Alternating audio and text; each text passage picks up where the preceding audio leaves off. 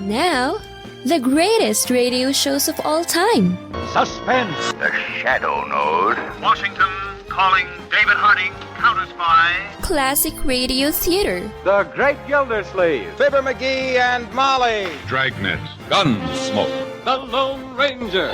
Now, step back into a time machine with your host, Wyatt Cox. Good evening, friends of the Inner Sanctum. Wow, an absolutely crazy weekend. We thank you for tuning in and getting to our Monday podcast here, 15th day of January. And we're going to have crime drama this hour with Gerald Mohr and the Adventures of Philip Marlowe, The Whistler, an episode of Inner Sanctum Mysteries, Casey Crime Photographer, and Lama Dabra. Can I vent just a second?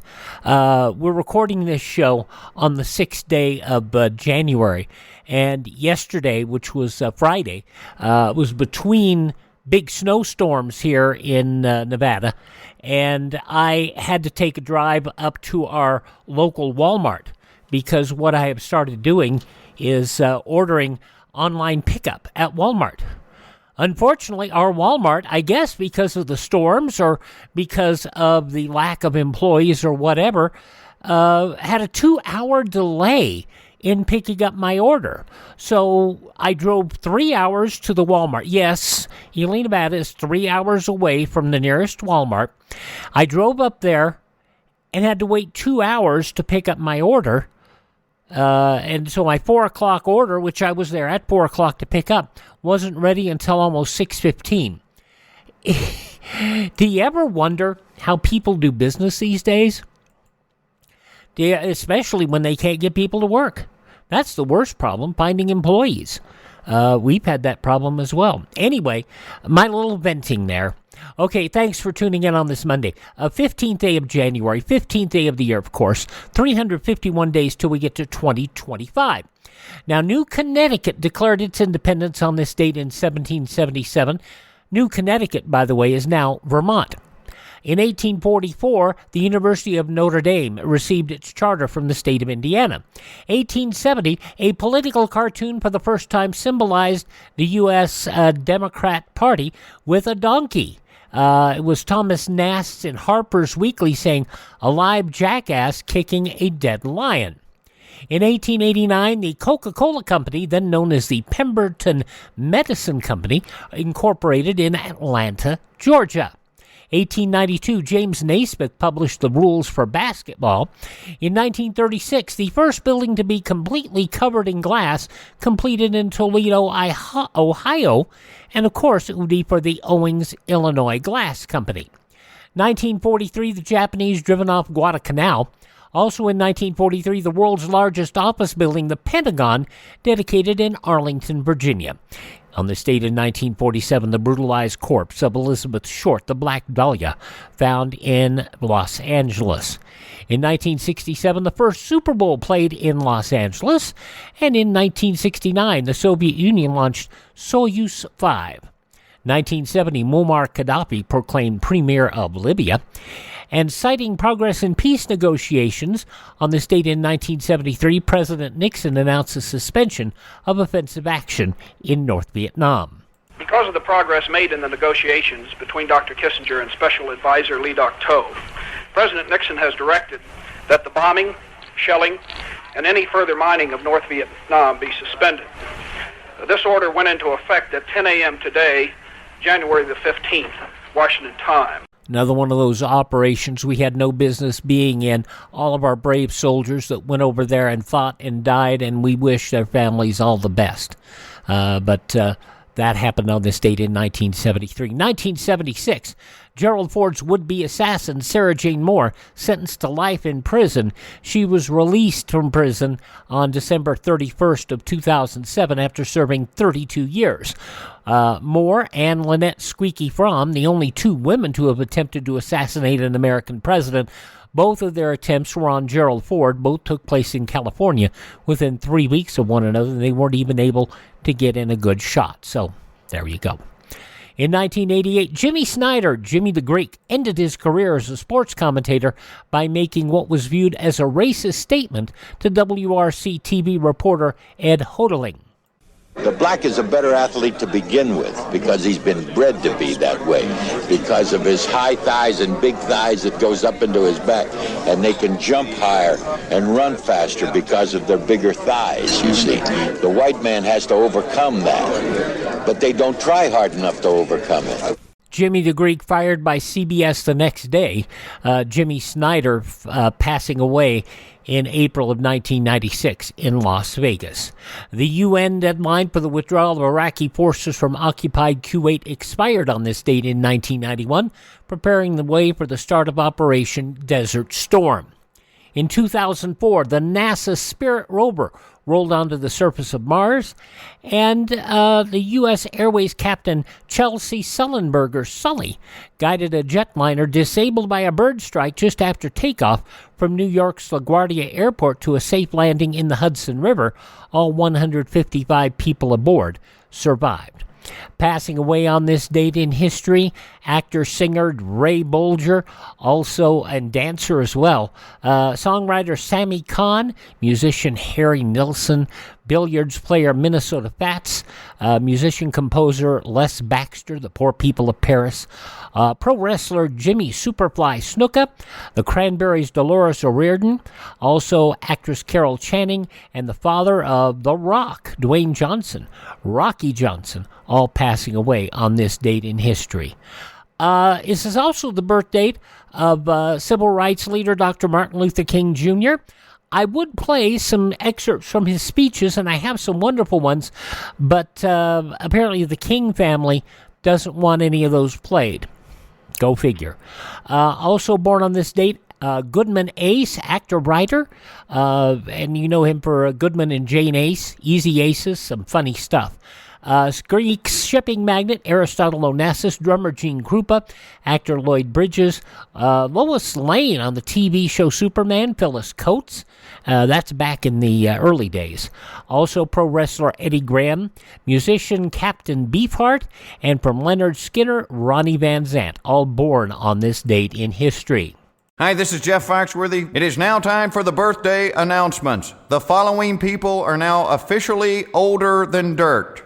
You've heard a lot of talk on these old radio shows about Margaret O'Brien, the child actress. She turns 87 today. From Second City TV, SCTV, Andrea Martin is 77. Maria del Rosio Mercedes Pilar Martinez Molina Baeza turns, well, you know her as Charo, and she turns 73 or so, maybe 77, maybe 83.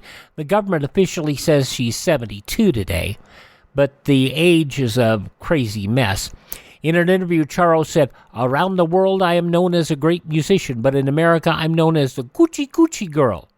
That's okay, because Coochie Coochie has taken me all the way to the bank." She was Shirley Cummings when she starred as Pam on Room 222. She's now Tanisha, and she is 71 years of age. Actor Mario Van Peebles is 67. From Lisa and Cult Jam, Lisa, 57 today. Shane McMahon, 54 years of age. From 227 and Jerry Maguire, Regina King is 53. Rapper Pitbull is 43. And you remember little Grace VanderWaal in the 11th season of America's Got Talent?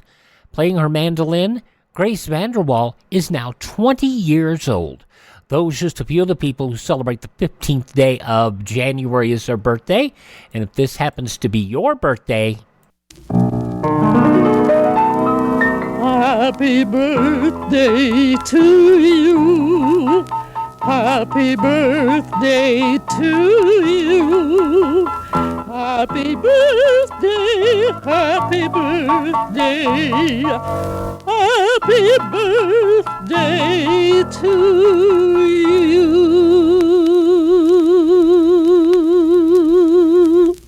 Thank you, Mrs. Miller. By the way, I don't want people to think I'm complaining about Walmart. I just thought it was very bizarre that they would promise a 4 o'clock time, and then when I arrive at Walmart at 4 o'clock, they tell me it's going to be delayed 2 hours. I just thought that was extremely, at least unprofessional, if not strange. They could have texted earlier. When I'm sure they didn't just realize at 4 o'clock they weren't going to be able to get my delivery to me at 4 o'clock. Anyway, all right, crime drama, And prices are a crime, aren't they? On this Monday, Gerald Mohr, The Adventures of Philip Marlowe, 75 years ago, January 15, 1949, The Black Halo. That's next here on this Monday, Classic Radio Theater with Wyatt Cox. Instead of going down, the annual rate of polio cases in this country is going up. Instead of growing panicky with fear in the face of such an unwelcome fact, there is a way in which we all can join the army which is fighting to check this trend and ultimately defeat infantile paralysis. We can contribute to the March of Dimes. Give today so that the 1952 March of Dimes will be the biggest ever and a really potent fighting force against polio. Now on Classic Radio Theater with Wyatt Cox on this Monday, we go back 75 years to January 15th, 1949. The Adventures of Philip Marlowe, starring Gerald Mohr, and an episode entitled The Black Halo. Somewhere in the cold, persistent rain that made the city itself seem a thing of evil, a girl had disappeared, and it was my job to find her. But before I did, I found death and a devil. From the pen of Raymond Chandler, outstanding author of crime fiction, comes his most famous character as CBS presents The Adventures of Philip Marlowe.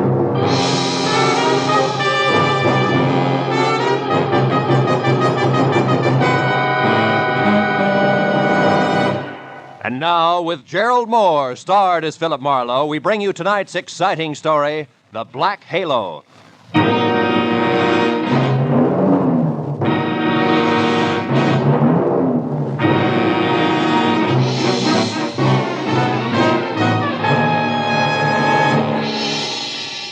For 3 days, an ugly storm had lashed at the west coast from northern Oregon to the tip of Lower California. And although it was only noon when I drove up to the sprawling red brick house just south of Santa Barbara to meet a new client of mine, the black that was in the sky and the driving rain that was everywhere left the day bleak and wet and cold.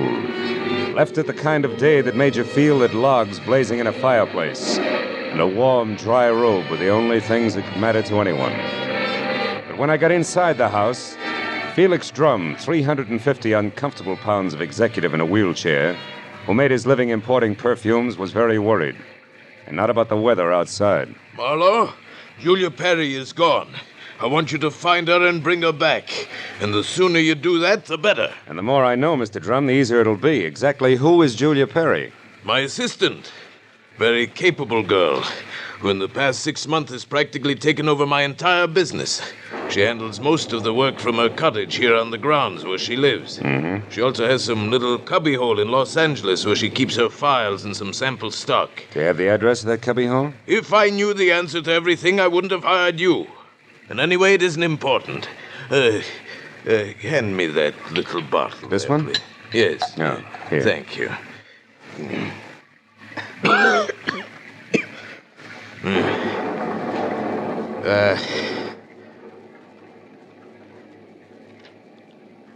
When did you last see Julia, Mr. Drum? 3 days ago. It was 3 days ago, when she left on one of her regular weekly trips down to Los Angeles to bid on perfumes. Usually she stayed away overnight, but the Beechwood Plaza Hotel most of the time, and she was back here by noon the next day. I suppose you've already checked the Beechwood Plaza, huh? Yes, of course. My man Ruby, the one who showed you in, has called the place 12 times.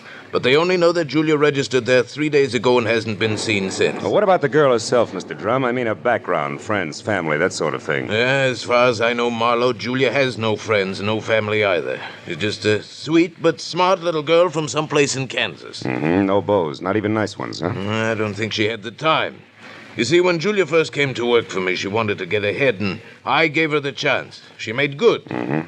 Today, she's as much my right arm as Ruby is my leg. Mr. Drum, did you notice anything unusual about Julia's behavior lately? Yes, and that's the reason I'm worried. About 2 weeks ago, I saw changes in the girl, Marlowe. She seemed less spry, more preoccupied. Oh? Yes. I figured it was overwork myself, since the end of the year always means detailed annual reports, so I made no comment at the time. I see. Tell me, Mr. Drum, what does she look like? Well, I have no pictures, but she's a blonde of medium height and was wearing a plaid raincoat and little circle of a hat when she left. Uh-huh. Altogether, she's sweet and simple, if that's what you mean. Yeah. Do you mind if I stop in at a cottage on my way out? Marlowe, you turn the place inside out if it'll help any. Only since I'm certain that Julia's in some kind of bad trouble, you be quick and find her.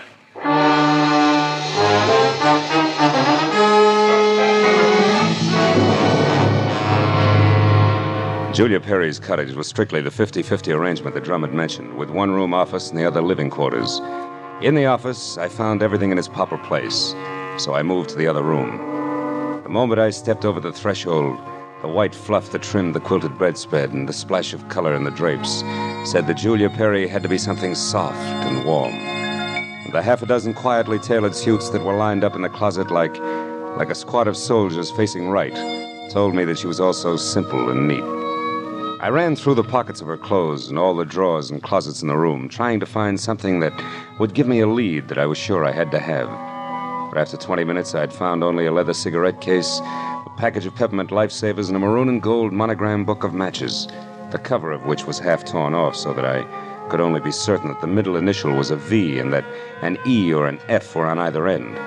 But since the name and address of an L.A. novelty company was on the inside, I bought the matches as a starting point, dropped them into my pocket, and headed for the door. When I opened it, I was surprised to find Ruby, Drum's right-hand man, purple scar and all, standing in the rain, and staring at me like my ears were spinning.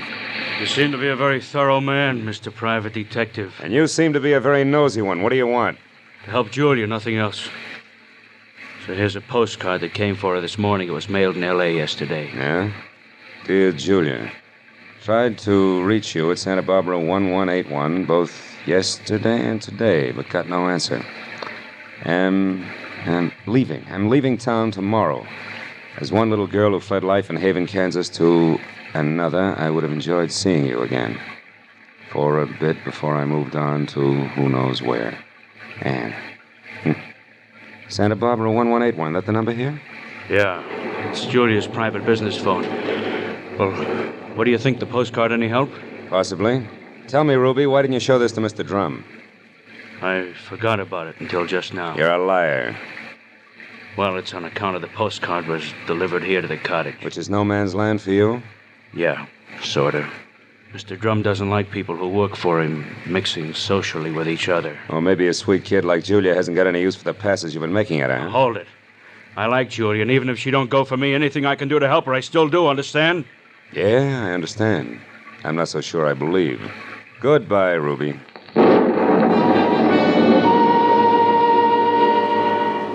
It was pushing 5 o'clock and still raining by the time I got back to L.A. and over to the novelty company. Once there, I presented the torn book of matches that I had found at Julia's cottage to a bald man with horizontal question marks for eyebrows, and who, with the crinkle of a $5 bill, tore himself away from his racing form long enough to check the files for a set of maroon and gold initials that had a V in the middle. And it was 6 o'clock before I had the answer, which was EVE. And they weren't initials, but the front name of Mrs. Eve Bentley, who lived in a villa at the Swank Sunset Terrace Apartments. And according to the gentleman who said he knew his oats, was a very classy filly. An hour later, I was at Mrs. Bentley's front door, and while I made with the chimes and waited, I wondered just how much a guy who loves the ponies could know about women. But when the door opened, I had my answer. Yes? What is it? Mrs. Eve Bentley wasn't beautiful, but she was everything else, including a shimmering yard of gold hair piled high on her head, held in place by a knot of pearls that no Boy Scout ever tied. Her face was wide blue eyes and open red lips on a backdrop of soft, fair skin. She wore a black silk jersey dress that must have been sprayed on. She smiled when I said my name was Philip Marlowe and that I wanted to talk. Talk about what, Mr. Marlowe? Julia Perry, ever hear of her? No, I haven't. So I'll try again. What do you know about Ann somebody from Haven, Kansas? Absolutely nothing. This torn book of matches says otherwise. I found them in Julia Perry's cottage. Julia Perry's missing. I'm a private detective who was hired to find her, and the matches turned out to be yours. Now, may I come in? Why, yes. Thanks. Well, Mrs. Bentley, maybe we ought to start all over. No, wait just a minute, Mr. Marlowe. I may be able to help you. Did this Julia Perry deal in perfumes? That's right. Now, how did you know that? Because I just remembered something. And now I'm sure I can explain why my matches showed up where they did. Just a minute. You know, whenever I'm talking to a beautiful woman, somebody's always creeping around in the kitchen. Who is it this time? Oh, really, Mr. Marlowe? There's a storm outside, and there are windows and trees.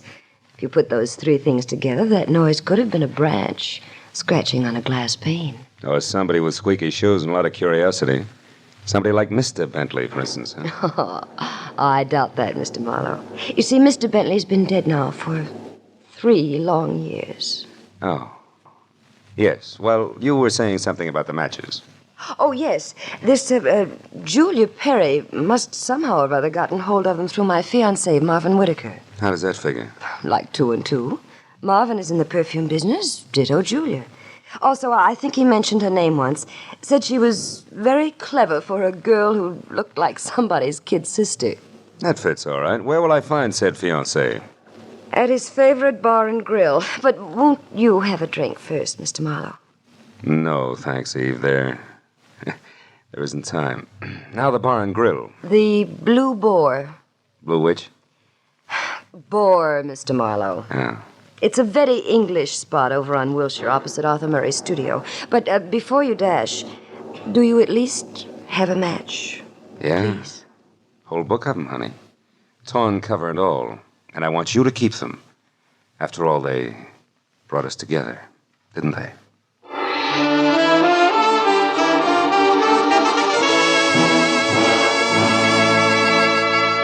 When I got outside, I postponed my run between the raindrops over to Wilshire Boulevard long enough to take a look behind the villa. And there, in a newly planted strip of clover lawn below Mrs. Bentley's kitchen window, I found something which was no surprise. 2 clear prints of a man's shoe. But from there on out, I got nothing more than a lot of rain down the back of my neck. So 10 minutes later, I dripped into my car and headed for the Blue Boar and Eve Bentley's gentleman friend.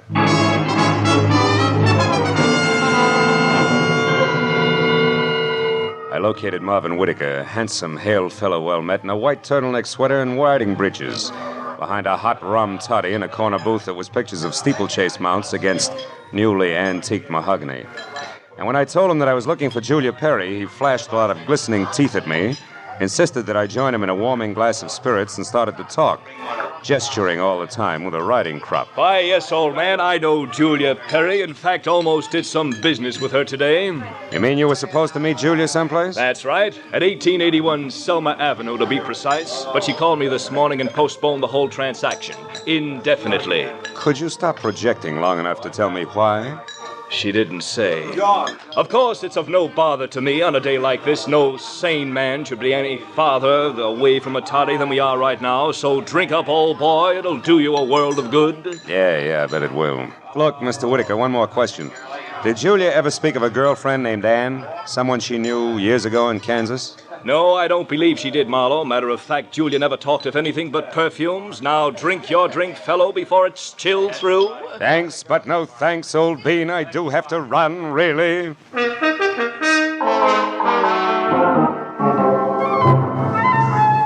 was a 20-minute drive to the address on Selma, and the rain had stopped by the time I got there.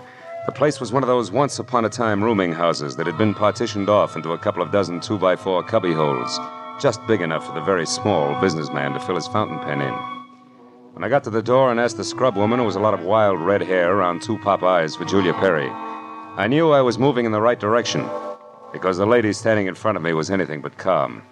And more important, she had just heard a pistol shot from the back of the house. Yes, that's right. A pistol shot not over 2 minutes ago. I'm sure that Perry girl had something to do with it. Because when I come from inside, I saw her rush out down these steps. Did she say anything? I don't know. She was gone out of sight before I could open my mouth. But I know it was her on account of that plaid coat and little hat she wears. Yeah. Now, which room is hers? Come on. Well, that one there with the light showing under the door. But it's locked. You won't be able to get in. I just tried. Well, we'll try again for luck. It's not the best lumber, believe me. This is terrible. Nothing like this has ever happened to me before. It's a man. Yeah, a dead one at that, Granny. Do you know who it is? Uh-huh. From the mud and clover grass on the bottom of his shoes, I'd tag him as a guy who was looking in a lady's kitchen window about an hour ago. But from that purple scar on his chin, I can do even better than that. The name, Granny, is Ruby. A guy I thought was still in Santa Barbara.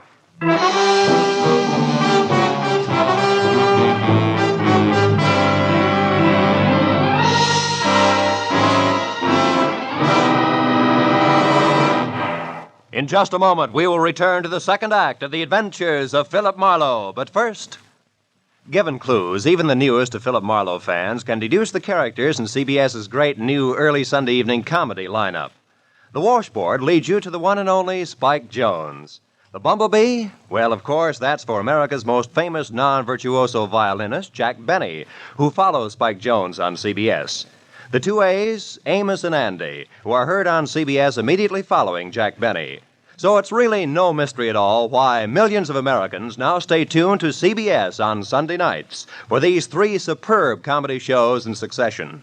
Spike Jones and Amos and Andy over most of these same CBS stations, and Jack Benny over them all. And now, with our star, Gerald Mohr, we return to the second act of Philip Marlowe and tonight's story, The Black Halo.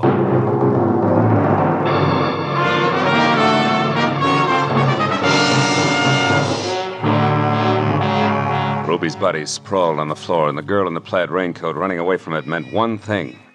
Julia Perry's trouble was important, like life, but more like death. A half sneer was congealed on Ruby's face, and his eyes, turned waxy, still held a look of mild surprise. I wasted some breath telling the scrub woman not to touch anything, and then I put in a call to my overweight client in Santa Barbara. He was glad to hear from me, at first. Marlowe. Well, now, I didn't expect a call from you this soon. You sure work fast, don't you, lad? Have you found her? Have you located Julia? Not quite. She's about 5 minutes ahead of me. Incidentally, Mr. Drum, she works fast, too. What do you mean by that? Let me ask the questions, huh? Number one, what was your leg man Ruby doing in L.A. tonight? Ruby? Yeah. Why, I sent him in to pick up some medicine for me. Why? Come on, Drum, you can talk straighter than that, and you better. I just found Ruby dead. Dead? Ruby's dead? What happened to him, Marlowe? He was shot. So forget the gags and tell me why he was snooping around. All right. I didn't trust you. No. It's my policy to trust nobody until he proves himself. I sent Ruby in to follow you and check on your progress. That was brilliant. You only made 3 mistakes. First, I don't need to be checked on. Second, you got your man killed. And third, you forced Julia's hand. Because it was Miss Perry herself who pulled the trigger on Ruby. Julia? Marlowe, I don't believe that. Which proves nothing, Mr. Drum, but skip it. Tell me, do you know a man named Marvin Whitaker? Whitaker? Yeah. No, should I? Well, he says he's in the perfume business. Well, I know everybody on the coast who bought more than 2 bottles of perfume at one time in the last 40 years, and I don't recall that name. I think the man must be a liar. So do I. Thanks for the help. And, Drum, if you've got any more expendable flunkies around, keep 'em out of my hair. I'll call you when I've got something.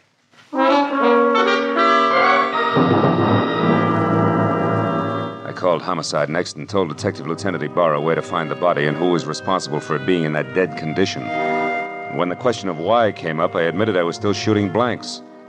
Oh, I told him about the razzle-dazzle Whitaker had handed me and named the Blue Boar on Wilshire as my next stop. Ibarra said he'd call me there, and when I got to the entrance of the place, I saw Whitaker, draped in a trench coat that involved enough cloth to rig a 4-masted schooner, standing in the anteroom, impatiently smacking his leg with that riding crop. He looked positively dashing. Question was, which way? Hiya there, Marlowe. Hey, old boy, you look upset. Anything wrong? I may be upset, Whitaker, but you're the one that's going to spill. First, are you leaving or coming back? I'm just leaving. Been here all the time since I talked to you? That's right. You see, my coat is perfectly dry. Stopped raining half an hour ago.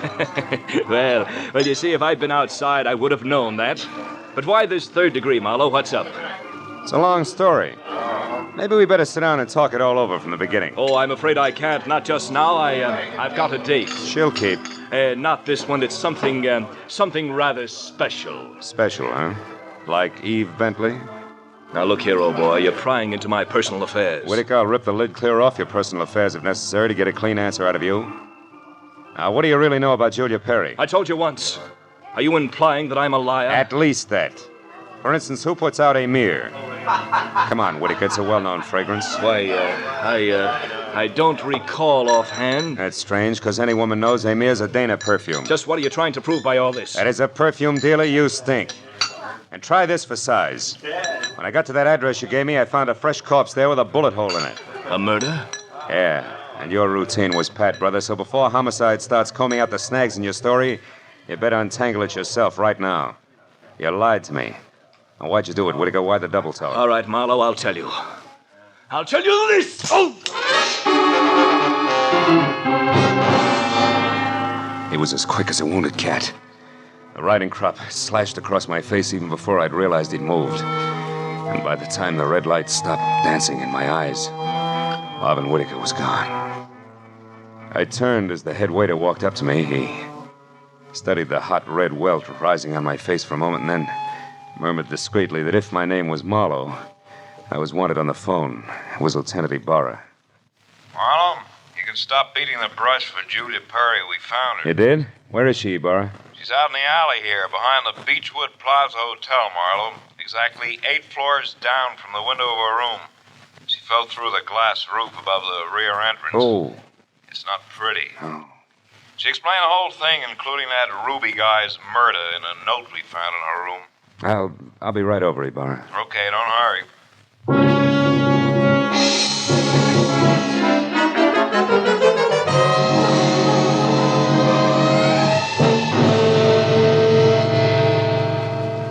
The old story, Marlowe. When Drum finally got around to trusting her, he practically gave her his business. It was too much temptation. Mm-hmm. She'd been stealing from him in a big way for almost a year, her note says. Then she decided to run for it when she knew she couldn't hide the thefts any longer, huh? That's right. That Ruby caught on some way, and she killed him, but I guess murder was too rich for her blood, so she came back here, thought it over, and then checked out. Yeah. All she left behind was a little plaid raincoat and a purse over there. Hey, she was wearing a dinky hat, too, Ibarra. Did you find that? Mm-hmm. Come over here to the window, Phil. See down there in that canopy, that little black circle? That's her hat. I sent Mooney down to get it. Can't leave any loose ends around, you know. Yeah. Got a light, Lieutenant? Oh, sure. Here you are. Thanks. Hey, what happened to you? That welt on your face, Phil. Oh, I backed that horsey liar named Whitaker into a corner, and he slapped his way out with a riding crop. And speaking of loose ends, if I ever catch up with that... Ibarra, where did that stuff on the dresser come from? Well, this out of the pockets of Julia's plaid coat. Why? But that's impossible unless... Holy smoke. That's why Whitaker lied to me. Hey, where are you going with that, Phil? Come back here. I gotta check on something, Ibarra, and keep your notebook handy. If I'm right, this deal is still wide open.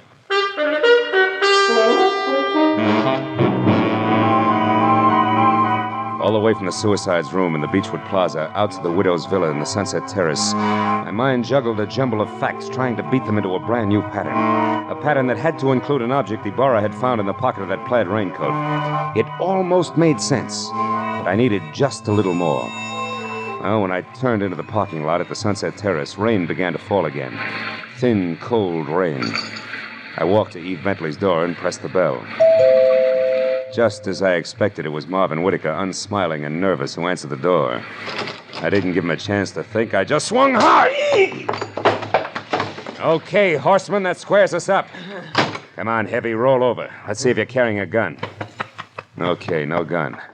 Now, be a good boy, Whitaker, and you'll make out all right, but one funny wiggle out of you and I'll crack your skull. It's a promise. Do you hear me? Yeah, I heard you. All right. Now, where's Eve? Is she here? Find out for yourself, Marlowe. I'm through. Fair enough. But just so I'm not talking through my hat, I'll take a look in her closet first. She won't be in there, I guarantee. No, but her future may be. Now, let's see. It's got to be in here someplace. Oh, yeah. This is probably it. Brown cloth coat, as chic as a pair of hobnailed boots, and still damp. And the label says the B.H. Company, Haven, Kansas. That does it. I've got it all now, and my chivalry just died. Where is she, Whitaker? Where's Eve? Right here, Marlowe. Uh-oh, don't try that. I guess you really do have it figured out, haven't you? Yes, Eve, I have. Sorry it turned out this way, because you had your points as Eve and as Julia. Don't put it in the past tense, Marlowe. As Eve Bentley, my life is just beginning, and now I've got everything I ever wanted as Julia Perry. Then you're Julia Perry. I was, Marvin. She still is, Whitaker. At least that's what the bailiff will call it in court. There won't be any court, Marlowe. Oh, I'm afraid there will, baby. You're twice a killer now, and both for the same reason, remember? First Ruby, because he saw you as Eve. And the girl you pushed out of the hotel window, who was no doubt Anne, your old chum from the hometown. She must have seen you posing as Eve, too. All right, Marlowe. Anne ran into me by accident and ruined everything. I had no choice. I promised her money and then told her to go to my room at the Beechwood Plaza and wait for me. Eve, I can't believe this. It can't be true. Yes, Marvin, it is true. Darling, I didn't want this mess. I'd have left town this morning as I intended if sweet, sly little Anne hadn't seen me. I tried to get rid of you the easy way, Marlowe. When I sent you to Marvin, the Selma Street address he gave you should have led you to the end of Julia Perry. Is that why you phoned me and told me to lie to Marlowe? Yes, Marvin. I was going there to write my suicide note and use the stockroom for my disappearing act. But Ruby caught me, and after that I had to work fast. But it's all right now. It all worked out perfectly. They were the only two who knew besides you, Marlowe. Aren't you forgetting little Marvin here? Forgetting him? Oh, no, Mr. Marlowe. Marvin's the one person I can count on. That's what you think. You don't get me mixed up in this. Marvin. I bargained for an heiress, not a murderess. Are you dirty load? All right, then. I'll use this gun on you, too, because I'm getting out of here and no one's going to stop me. But you're right between us, Eve. You can't get us both. He's right, baby. You're not good enough to get us both, and killing just one of us isn't going to solve anything. What do you say? It's been a long night, baby. You just couldn't tell when you were late.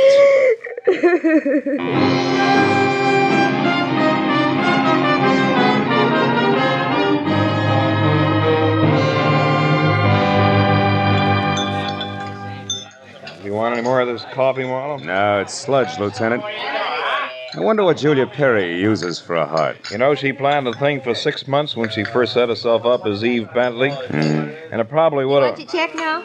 Oh, yes. Yeah. Probably would have worked if everything hadn't closed in on her. Yeah, her friend Ann from Kansas, Ruby the leg man. And you with that torn book of matches. Incidentally, that was pretty fast figuring up in the hotel room there, Marlowe. Oh, not so fast, Ibarra. I knew Eve had those matches because I left them with her. So when you found the same matches in the pocket of Julia's plaid coat, it figured. Julia almost had to be Eve. And that left Anne to furnish the body for the suicide. Yeah. You know, I wasn't so sure about that until I found the brown coat with the Haven, Kansas label in Eve's apartment. Yeah. Well, I'd better wait on back to the office, Phil. Look at that rain come down. Think it'll ever stop? I don't know. I doubt it. Oh, by the way, here, it's her hat. Mooney finally got it down off that hotel canopy. Maybe you'd like it for a souvenir. Yeah. The millinery people call it a halo hat. Good night, Marlowe.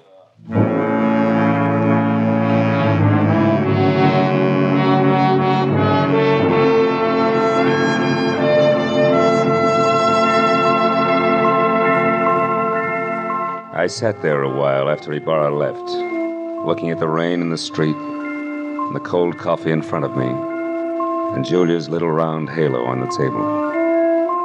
And finally I got up and went outside. Dirty water scudded along the gutter and gurgled thickly into the sewer drain at the corner. For a minute I caught a glimpse again of the girl I'd figured Julia Perry to be when I went through her cottage in Santa Barbara. Yeah, that girl was an angel. But when I finally caught up with her, her halo turned out to be black, jet black, inside and out. I dropped the little hat into the gutter and watched it go as far as the drain at the corner. And then I went home.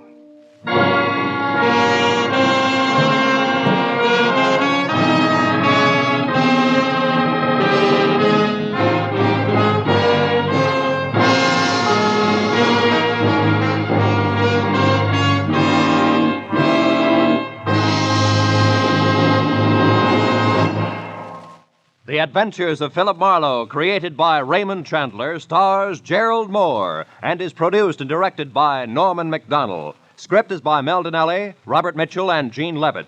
Featured in the cast were Joan Banks, Paul Frees, Peter Leeds, Jack Crucian, and Lois Corbett. Lieutenant Detective Ibarra is played by Jeff Corey. The special music was by Richard Orant. Be sure and be with us again next week when Philip Marlowe says... A startled corpse, a blue-eyed woman, and a cryptic message, scrawled by a dingy man with the pieces of a Chinese puzzle that wouldn't fit together, until I found out what was deadly about the orange dog.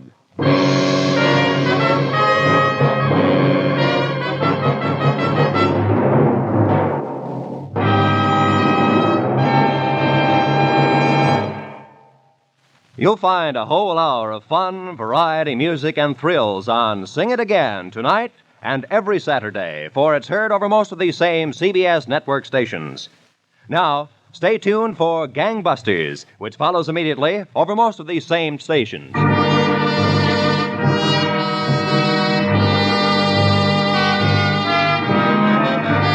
This is Roy Rowan speaking for CBS, the Columbia Broadcasting System.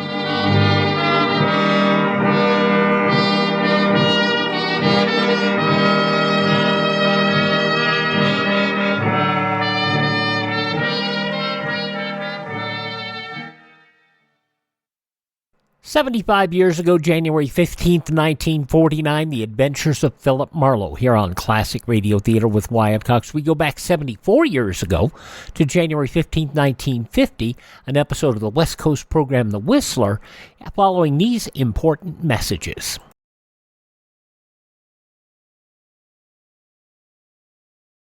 This is Debbie Reynolds. If you've been wondering what you can do to fight communism personally from your own home, there is something you can do. Support Radio Free Europe, the station built and financed by the contributions of the American public to the crusade for freedom. Radio Free Europe is one Cold War operation the communists fear and attack constantly. Support Radio Free Europe.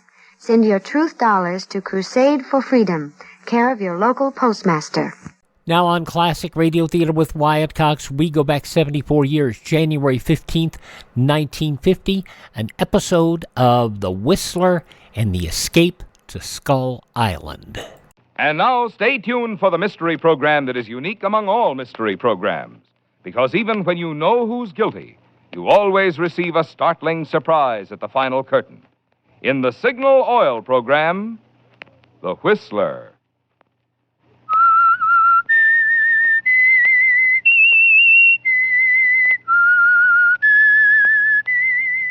S-I-G-N-A-L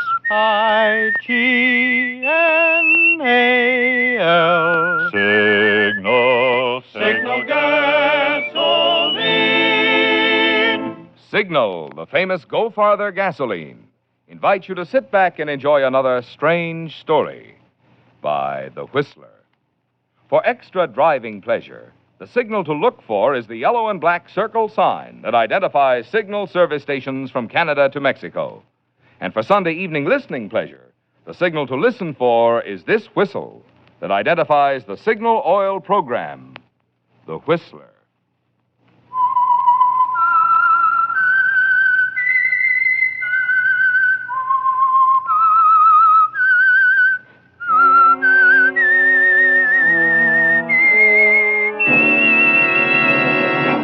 I am the Whistler, and I know many things, for I walk by night. I know many strange tales hidden in the hearts of men and women who have stepped into the shadows. Yes, I know the nameless terrors of which they dare not speak. And now for the Signal Oil Company, The Whistler's strange story, Escape to Skull Island.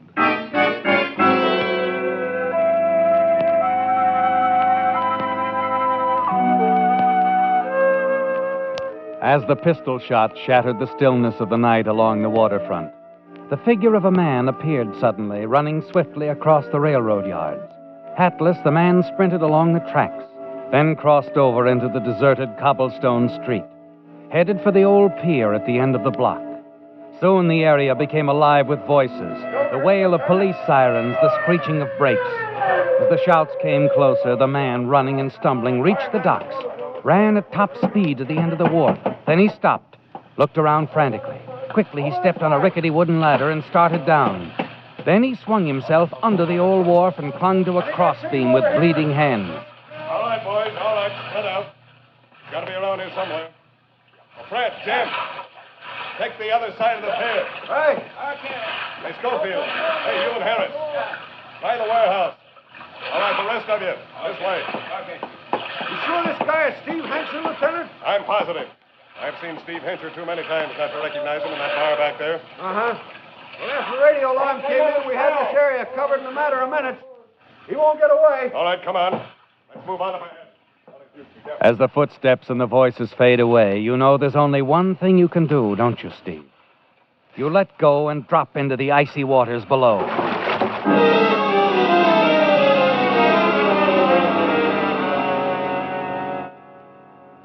It's your only chance, isn't it? You swim to the edge of the pier, dive beneath the surface, and strike out for the other side of the channel. Swimming underwater, your heart pounds violently, but you keep going, driving yourself. Escape, the only thought in your mind. Finally, when you feel your lungs are about to burst, you come to the surface again. There are lights all around you. Hey, there he is! Over there!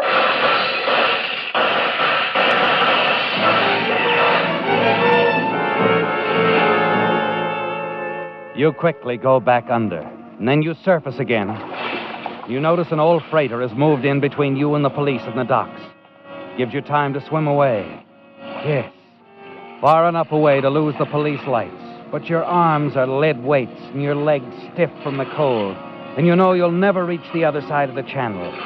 Desperately, you struggle to keep afloat, but gradually your strength leaves you, and there's a strange whirling sound in your ears, and you feel yourself spinning, sinking deeper and deeper into a warm velvet fog.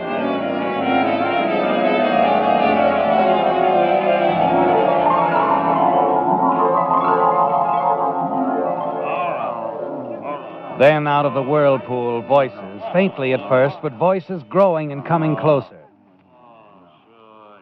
You'll be all right. Easy, my boy, easy. No, I don't. Here, now, take a drink of this. It'll do you good. That's it, a good long drink. Yeah, we better get him below now. I'll get him into some dry clothes.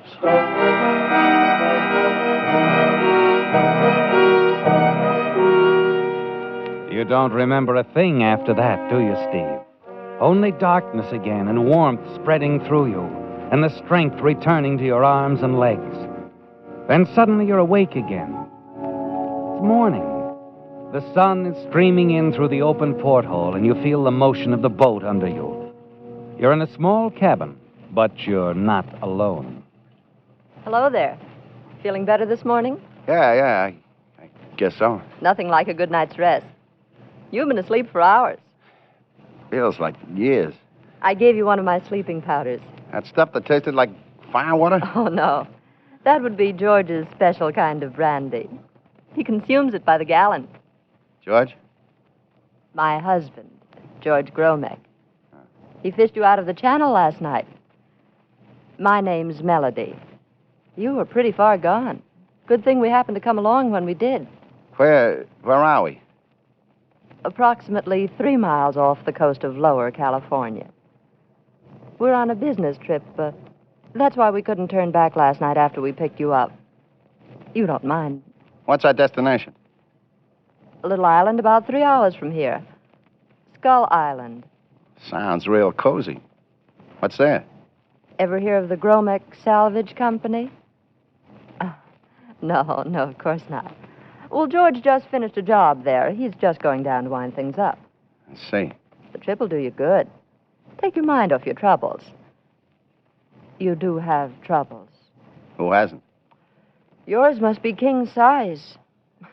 Mine don't drive me to suicide. Suicide? Last night, remember?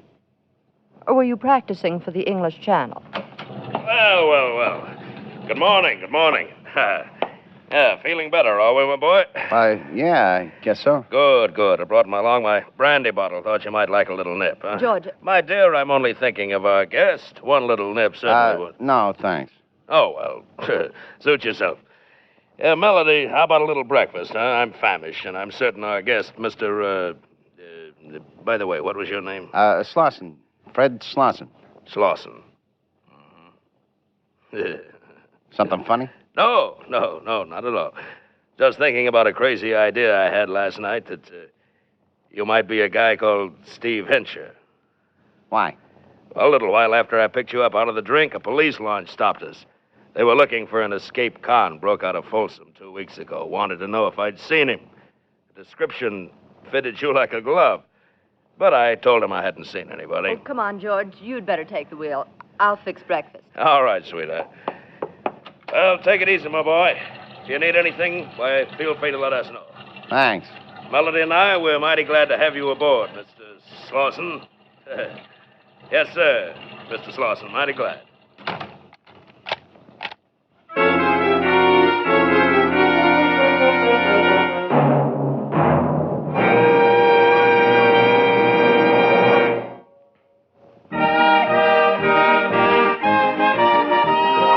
Tonight's $20 Signal gasoline book goes to Edward Tomazian of Ontario, California, for this limerick.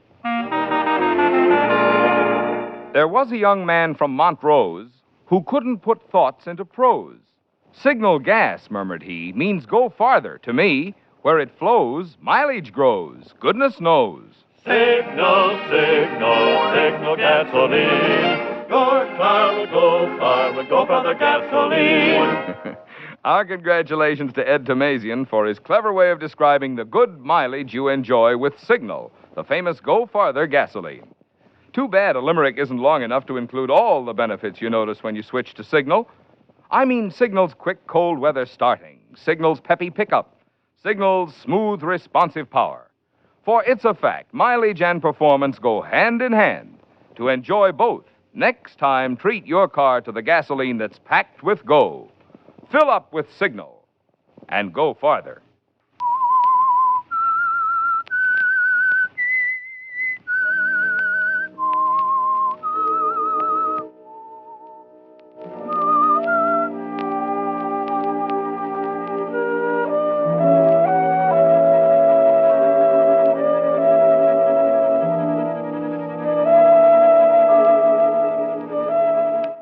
You're puzzled by the curious turn of events, aren't you, Steve? Thankful for your miraculous escape from the police, you found a strange refuge aboard a trim cabin cruiser, now skimming along the waters off the coast of Lower California. You wonder about the man who pulled you up out of the icy waters of the Channel last night, George Gromek. You wonder, too, about his attractive wife, Melody. You're almost certain they know you're the escaped convict, Steve Hensher. Yet when they had the opportunity to turn you over to the police, they didn't. Now you lie in your bunk thinking about it and wondering what lies ahead for you at Skull Island. Presently, George called you to breakfast in the galley, and then in the early afternoon... Well, there she is, Fred. Skull Island. Journey's in. Nice place to hold an embalmers convention. Oh, look over there. See, in the cove there? That's one of my barges. Melody tell you about our operations? Not much. Yeah, we just finished here. Tug will be here in a few days to haul the barge back to port. Start another project in a couple of weeks. You keep pretty busy. Yeah, I like to keep busy. As long as it pays off. This job didn't. Oh? Fred, I've got a little something for you to do. I figured you would have. Sort of pay your way, you know. Nothing very difficult, understand. Sort of a watchman. Give me a hand around the barge when I need it, you know? Sure. You'll find it very comfortable aboard the barge. Got regular sleeping quarters for all of us. It's a nice galley, plenty of food. Does it sound good to you? I've heard worse. Yeah, it'll be nice and quiet out there. No one to bother you. I figured you'd like that. I do. What's that over there on the mainland? Small village. You wouldn't be interested. I just asked. Last night watchman I had got lonely. Pop Wilson. Decided to go into the village night before last. Got involved in a barroom brawl. Yeah, I'll have to go and bail him out. Then I'm going to can him. You don't have to worry about me. Yeah. I'm not worried about leaving you on the barge. Not worried at all. I think you know a good thing when you see it. Huh, Fred?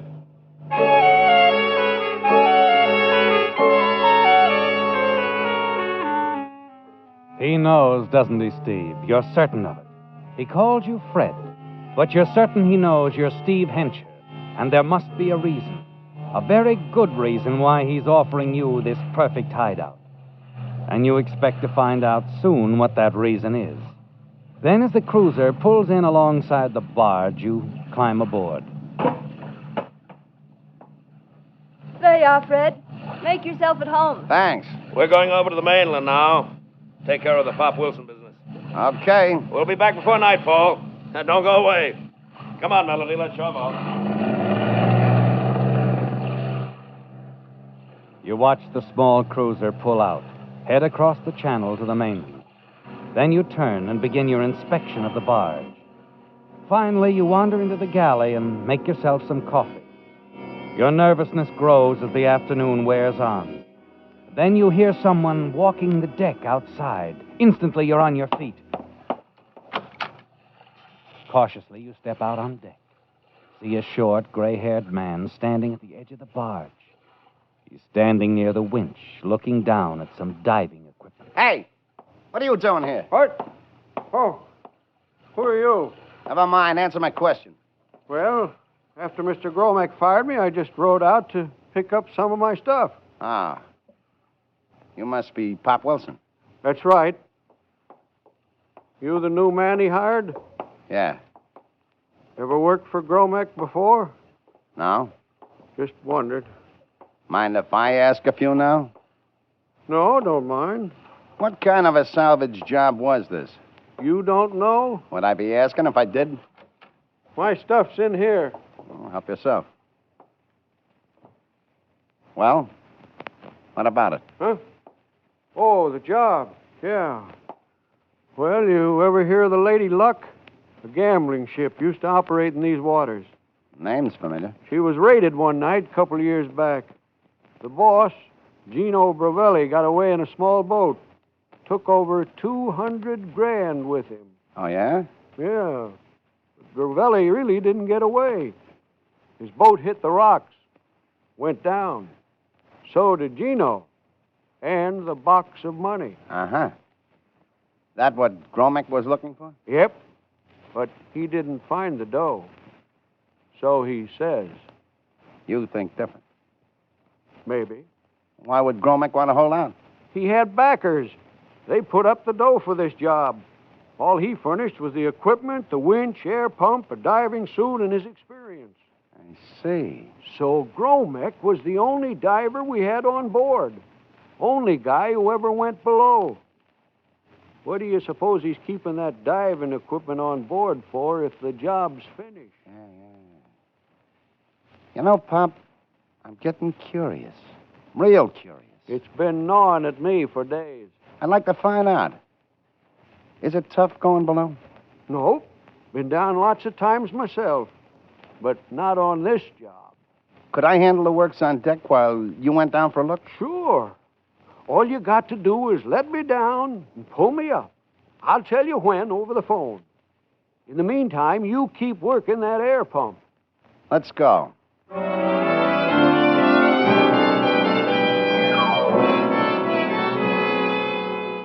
It doesn't take long, does it, Steve? Pop tells you exactly what to do. And once he's in the diving suit, the winch started. You lower him into the choppy waters along the barge. Okay, Pop? Okay, son. Just keep working that air pump. Getting kind of close down here. Spot anything yet? Not a thing. Keep lowering. Hold it. Hold it. The boat's here, all right. Well, what do you know? Yeah. Looks like she's wedged in between the rocks. I can reach her. Right from where I'm standing. Just a sec. What are you doing, Pop? Pop! I'm trying to get aboard. Kind of slippery. Oh. Hey, what's the matter? I hurt my ankle. You better haul me up, son.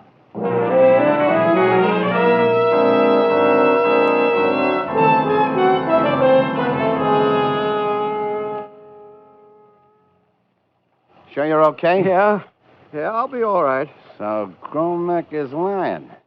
The boat is there, huh? It sure is. How'd you like to split that 200 grand, Pop? Fine, but I can't go down there again.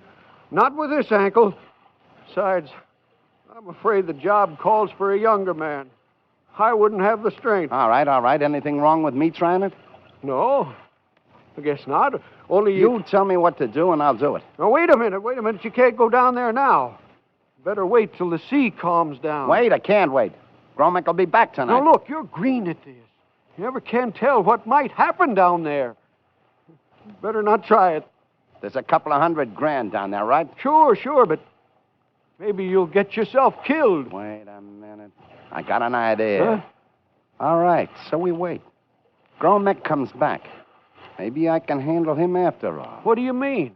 Look, did he and his wife ever stay on board the barge here? Sure, all the time we were working. Can you walk okay? Huh? Oh, sure, I can manage. Why? Come on.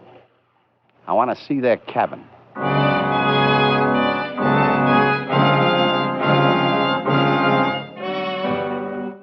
You follow Pop to the cabin, the one occupied by George and Melody Gromick. It doesn't take long to find what you're looking for, what you'd expected to find. A small box containing Melody's sleeping powders. She'd given you some sleeping powders last night, and you played a hunch, figured she'd keep some aboard the barge, too. You send Pop back on deck to keep an eye out for the return of the Gromicks. The moment he's gone, you reach for the half-empty bottle of brandy on the shelf over the top bunk. Gromick's brandy. Pour the sleeping powders into the bottle. Replace it on the shelf. You know exactly what you're going to do now. Exactly what's going to happen, Steve. A few drinks of this brandy will take care of George Gromick. And you smile as you close the cabin door. Fred! What's the matter? They're coming, the Gromacks. Okay. Look, I got to get out of here. Too late now. They'll spot you. Where's your boat? Port side. We'll chance it. They may not see it. Can you hide anywhere in this tub? Well, yeah, I guess so. All right, beat it. Stay out of sight. I'll handle them.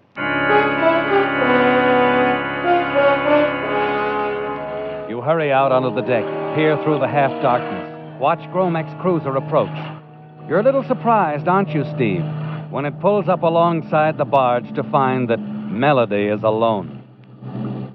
Hello there. Hi. Give me a hand, will you? Sure, okay. Got it? Sea's sort of rough. Yeah. Might be in for a storm. Where's Mr. Gromick? Had to go back to San Diego. Business. It was sudden. Oh, I see. Oh, it's getting chilly. You got any coffee on? Sure. Come on. You've had rather a busy afternoon, haven't you, Fred? Busy? Oh. Things have been kind of quiet. Where's Pop? What? Pop Wilson. He's on board, I know. I saw him row out this afternoon.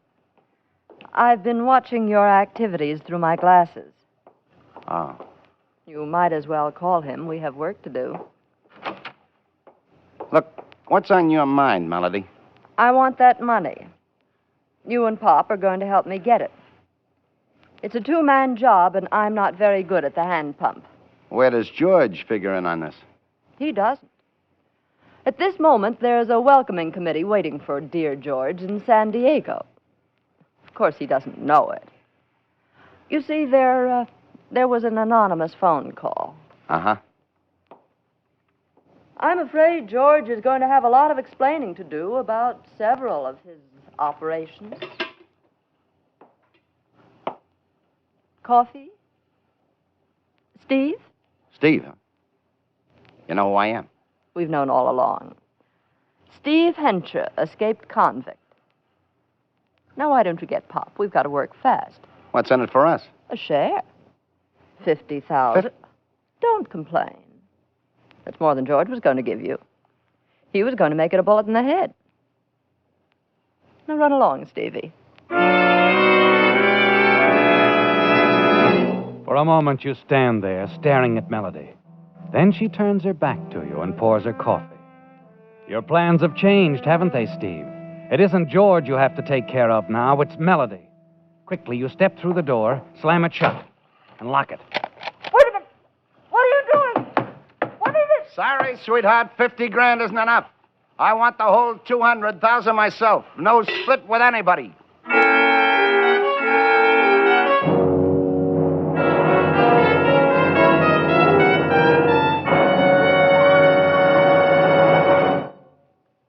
Right now, during the rainy season, scientific lubrication is even more important to your car to keep moisture from working into vital moving parts and causing damage. That's why I think you'll be interested in knowing about some of the extras you enjoy when you have your car lubricated at a Signal service station. First of all, Signal dealers don't take any chance on memory when it comes to the many lubrication points on your car. Instead, they check against Signal's factory-recommended lubrication chart, which clearly shows every part. Then they use 9 specialized Signal oils and greases, so each part will get the exact type of protection it needs. And finally, just to make doubly sure not a single part has been overlooked, they check each part again, which is why it's called Signal Double Check Lubrication. Now, that's the kind of lube job you want if your car is to give you the long, trouble-free service that was built into it. And that's the kind of lubrication you get from friendly, independent Signal dealers.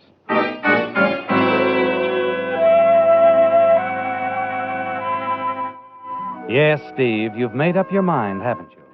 You don't intend to share any of the $200,000 with Melody Gromick. And so you've put her out of the way temporarily, locked her in the galley until you can dispose of her for good. The weather has calmed down now, and you're on deck with Pop Wilson. He's helping you into the diving suit, briefing you and cautioning you, and you listen to him carefully. You're anxious to get it over with, aren't you? And just a little nervous about your trip below the surface of the water. Finally, you're ready. The winch lifts you off the barge, swings you out over the sea, and then lowers you slowly into the depths. You stare through the little glass port in your helmet. Look out at a cold, silent world before you. A strange, fascinating world of weird shadows accented by your torchlight. Elusive shapes that move stealthily around you in the water. Finally, your feet touch bottom. Hold it, Pop, hold it. You okay? Yeah, fine. The ship's toward shore. You see it? Just a sec. You turn slowly, move your torch around. Watch the beam of light spear the darkness, and there it is. The battered boat wedged in between the rocks. And you move toward it. Hey, Pop. Pop. Yeah? You slowing down on that air pump? It's getting stuffy down here. Say, what's the matter up there? Something wrong? I don't know. Look, you better get me up. I feel sort of dizzy. Pop, start the winch, Keep that pump going. I can't. Funny.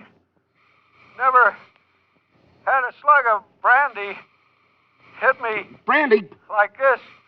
What brandy? In Gromack's cabin. I took a few drinks from that bottle while you and Mrs. Gromack. I didn't think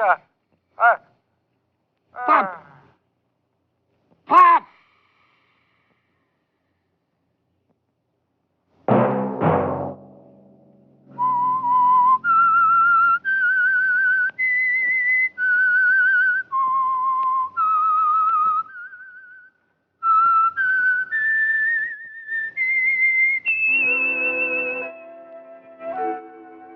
Let that whistle be your signal for the Signal Oil program, The Whistler, each Sunday night at this same time. Brought to you by Signal Oil Company, marketers of Signal gasoline and motor oil and fine automotive accessories. Remember, if you would like the fun of having your friends hear a limerick of yours on The Whistler, the address to which to send it is the Signal Oil Company, Los Angeles 55, California. All limericks become the property of the Signal Oil Company. Those selected for use on The Whistler will be chosen by our advertising representatives on the basis of humor, suitability, and originality. So, of course, they must be your own composition.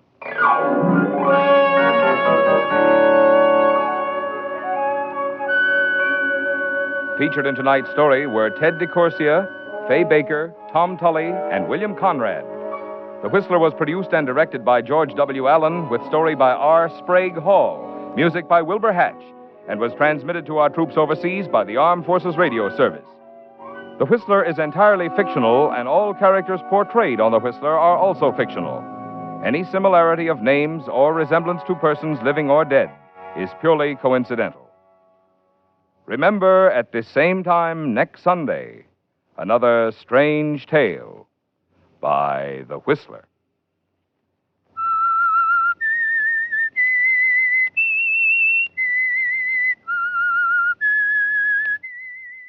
SIGNAL.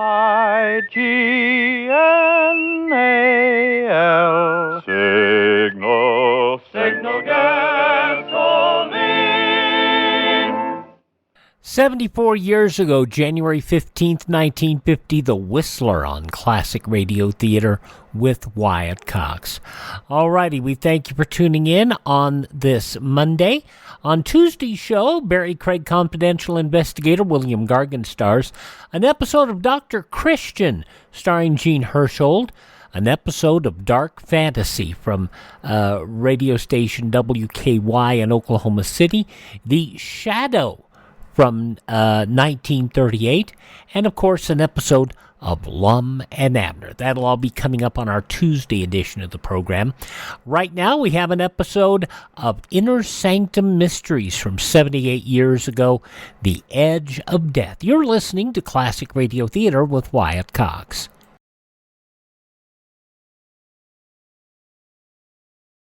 Your contribution of $10 or $6.95 for the budget relief package will send more relief overseas than the same money spent any other way. To help people in foreign countries with food or clothing, send your check to Non-Profit Care, New York. That's Care, New York. Send your check, your name and address, and full particulars about who's to get the package. Care will do the rest.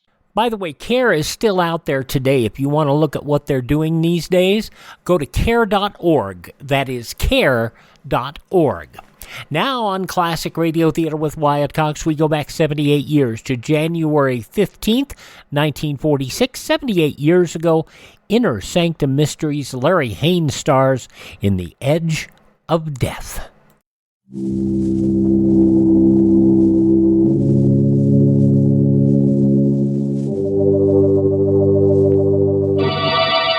Lipton Tea and Lipton Soup present Inner Sanctum Mysteries.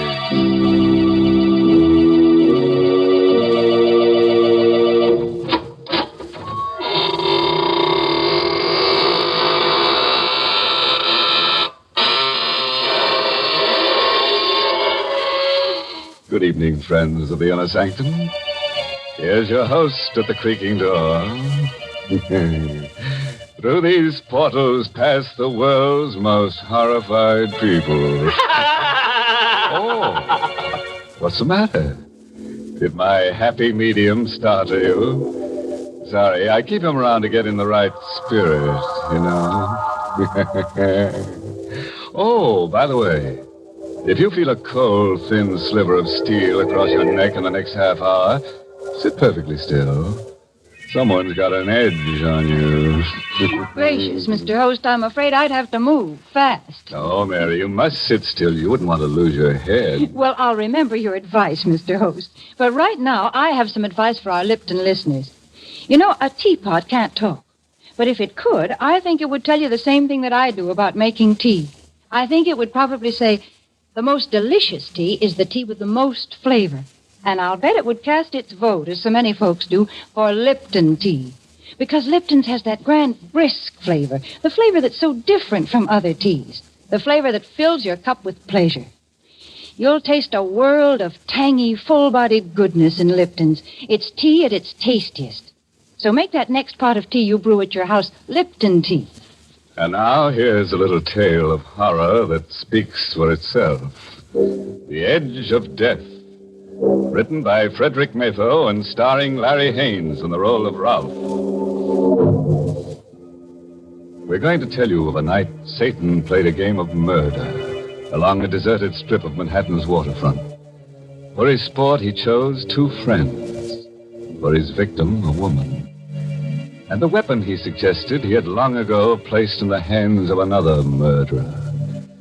The weapon was a long, slender, graceful rapier, which first drew blood at the hand of Rasputin, the mad monk of Russia. Denton! Denton O'Brien! Open up! Denton! Ralph Fitkin. Well, come on in, man. What's the matter with you? You're soaked, no hat, no coat. Denton, you're my best friend, my only friend. You've got to help me. I just got back from Chicago. I was going to drop over to your shop a little later. You got back too late. You could have helped me. Now it's too late. Well, what's the matter, Ralph? What have you done? Well, what's that in the package? Why, it's the antique sword I gave you when you were married. Ralph! Naked steel always looks different. Coated with blood. Ralph, you fool! You didn't... Yes. I just pierced a woman's heart with that rapier. About 15 minutes ago. Warned you about your temper ever since we were kids. You almost killed me once, do you remember? You warned me about my hobby, too. You said I had a psychosis. That's what we psychiatrists call it. Your unnatural love of steel blades, your worship of ancient weapons and tempered steel. Well, it's off balance. There's nothing in the world more beautiful than a piece of true hand-forged steel. It's an art as old as man. Yes, I know. We've been over all that before, but now you're a murderer. And I want to know everything that happened. It's too late, Denton. I only came... Maybe I can dig something out of you that might help your defense. Now, Ralph, close your eyes. Close your eyes and let your mind wander. Tell me the first image you get. Tell me every detail, no matter what. I see the wedding. Here at your house. The guests have left. Ingrid is blonde and beautiful in white satin. She's standing beside me. And you've come toward me with a package. Denton, oh, it was so good of you to make such a beautiful wedding for us. You are the best man ever. Oh, no. Maybe the second best man ever. Ralph was best today. Well, you gave me some stiff competition, Denton. I've got another wedding present for you, Ralph. I waited till now to bring it out because I didn't think the others would understand. Here, open it. It's... Well, do you like it, Ralph? Is it a good one? This is a good one. It's the most beautiful rapier I've ever seen. The balance and the lines. Magnificent steel. Look, Ingrid. Isn't it wonderful? It will be the very nicest sword in your collection, darling. As well as your last. His last? Oh, yes, Denton. I promised Ingrid. No more auctions. And he'll keep his promise this time. I'm going to change, darling. Won't take me long. All right, darling, hurry. You really like that blade, don't you, Ralph? Like it. It's beautiful. Where did you find it? I saw it yesterday in a small, junky antique shop in the village. A little Russian fellow runs it. Oh, did he tell you anything about the blade? I mean, where he got it? No, but he said it was Russian. He said the hilt was black lacquer on rosewood and the steel was superior. Ah, he said something there. He mumbled on about wanting to get rid of it before the full moon. Something about it being an evil thing. Claimed it once belonged to Rasputin, the mad monk of Russia. Say, I wonder if it did. I doubt it. Anyhow, he finished by saying that whoever owned it would have evil luck and, failing to get rid of it before the full moon, would die by violence. I'll take it back to him if you like, Ralph. No, not on your life, then. But don't mention that nonsense to Ingrid, will you?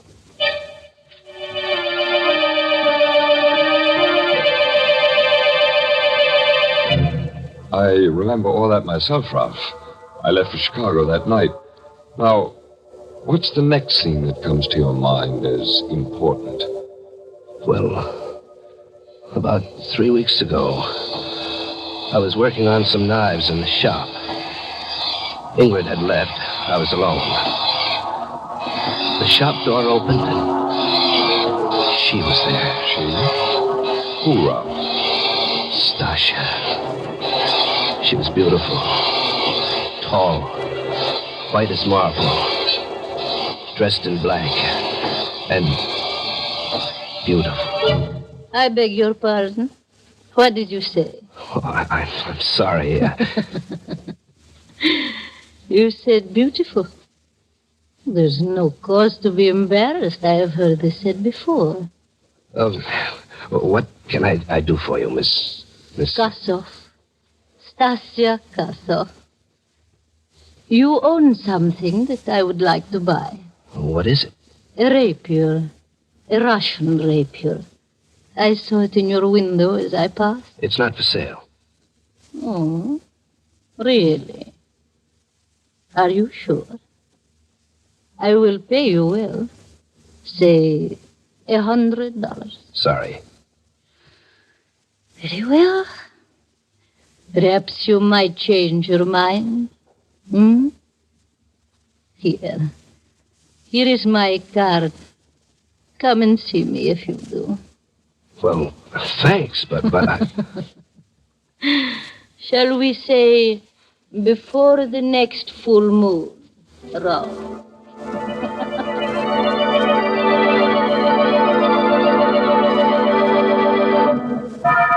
Ralph, if it weren't for that blood-stained rapier on the table, I'd say you were lying. How could this woman know your name or anything about the legend of the rapier? I know how. What happened then, Ralph? I've handled steel all my life. I've forged it, pounded it, tempered it, ground it to razor edge, and I've never cut myself. After Stasia left, I put the rapier to the stone. And as I worked, I kept seeing her eyes in the forge fire, glinting with evil beauty. Kept hearing her voice. Ralph, shall we say before the full moon? I turned suddenly to see if she was there, and I tripped. The rapier fell, and I fell against the upturned point. Ah! Oh! Oh! Rolf! Rolf, what's happened? Rolf! I'm all right. Pull it out. Straight out. Oh, no. No, I can't do that. All right, I'll do it then. I'll do it. Oh. Rolf, your arm is all blood. Oh, it's not bad. It just passed with the flesh. Call Dr. Burns. Oh, those stupid knives. Why don't you get rid of them? Well, Ingrid phoned. It crept over me the deadening certainty that my fate was tied to Stasia Kossoff's. That death was lunging at us with Rasputin's rapier, and I was unarmed. I told Ingrid about the woman. I told her about Stasia's offer of $100 for the blade. I shouldn't have. And to turn down $100 for it, Rolf, that's the limit. Ingrid, I can't expect everyone to understand some things about my character, but I do expect you to try. I think I do understand, Rolf. I think you didn't want to sell that thing because you want that woman to come back. That was your first quarrel, Ralph? Yes.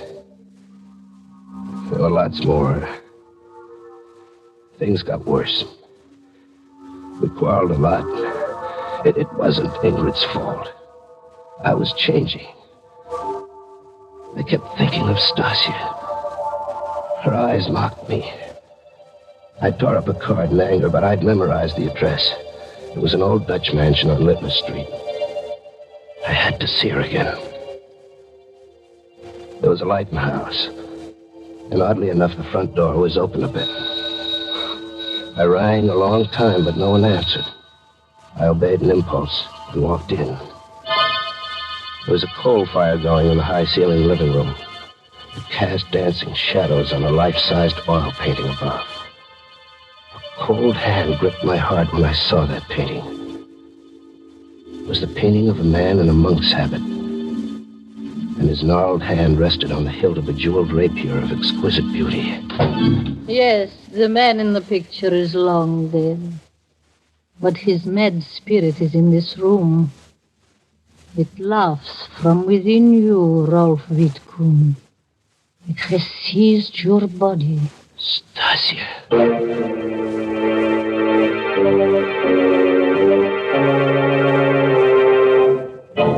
You know, if I were Ralph, I wouldn't be seen dead with somebody else's spirit.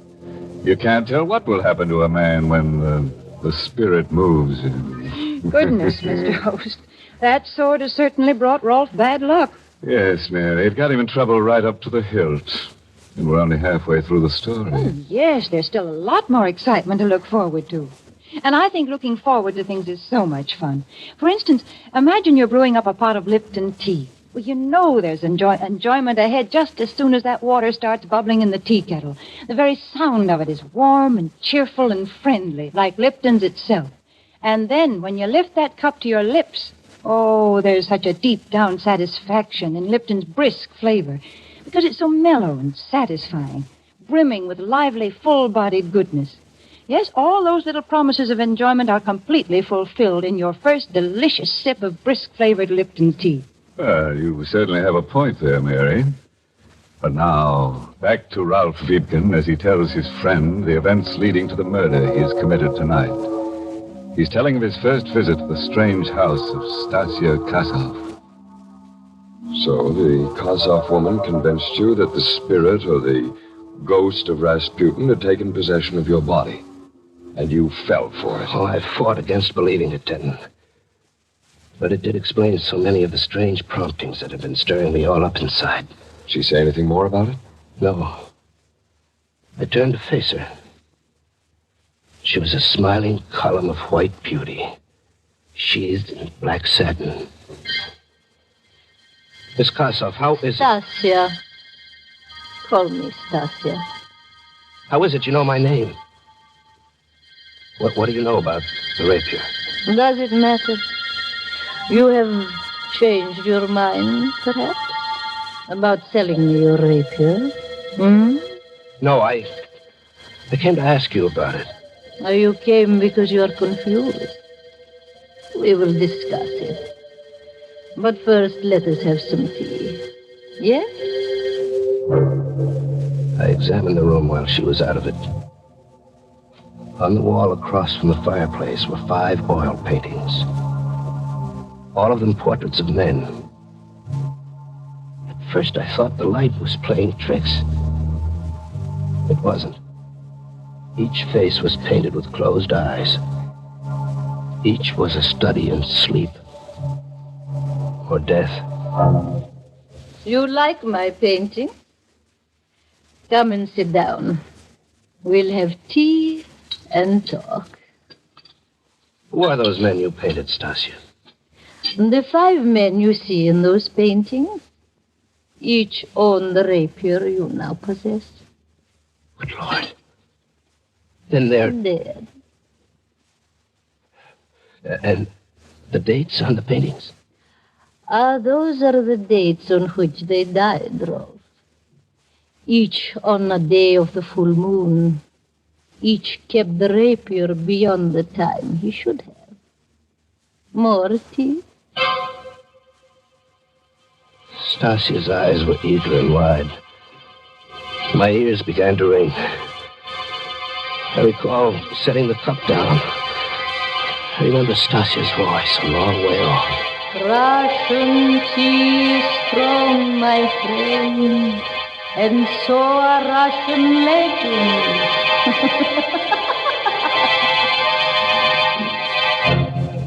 This is all so fantastic, Ralph. Are you sure it wasn't something you dreamed? Something I dreamed? No, she drugged me. It was no dream. Those portraits were no dream. The painting of Rasputin was no dream. They were there when I woke. Stasia was gone. The fire was out. My head ached. There was an easel near the lamp. It hadn't been there before. I shuffled toward it. There was a fresh painting on the easel. I stared at the face before me. Its eyes were closed in sleep. The face was mine. There was a date painted in Denton. It was January 15th. What? Yes. Yes, that's tonight. I couldn't find Stasia, so I dashed out of the house, cursing like a madman. It was 4 a.m. when I reached home. Ingrid was waiting for me. She was crying. Rolf! Rolf, don't darling, where have you been? Why? What difference does it make? You've been to see that Kossoff woman. Yes, I've been to see that Kossoff woman. Oh. I had to. I'm losing my mind, Ingrid. Something's trying to kill me. That woman knows about it. She knows how and when it'll happen. And the funny thing is, I don't care anymore. I don't care. Rolf, where are you going? Back to the shop. Back to that cursed rapier. In the shop, I tried to reason the thing out. I was toying with the rapier. It was a tiny green speck on the black hilt. Idly, I picked at it with my thumbnail, and a chip of lacquer snapped off. The hilt was supposed to be wood. But here was what looked like a large emerald. With hard pounding, I chipped and picked at the lacquer until bit by bit I uncovered the most dazzling and richly wrought collection of jewels I'd ever seen. Set in solid gold were pearls, rubies, emeralds, and a magnificent star sapphire. This was the bejeweled blade that Rasputin held in his hand in Stasia's painting. This was Rasputin's rapier. I returned to Stasia's house. Like the first night, the door was ajar. Like the first night, I walked in. I walked into the living room. I looked about.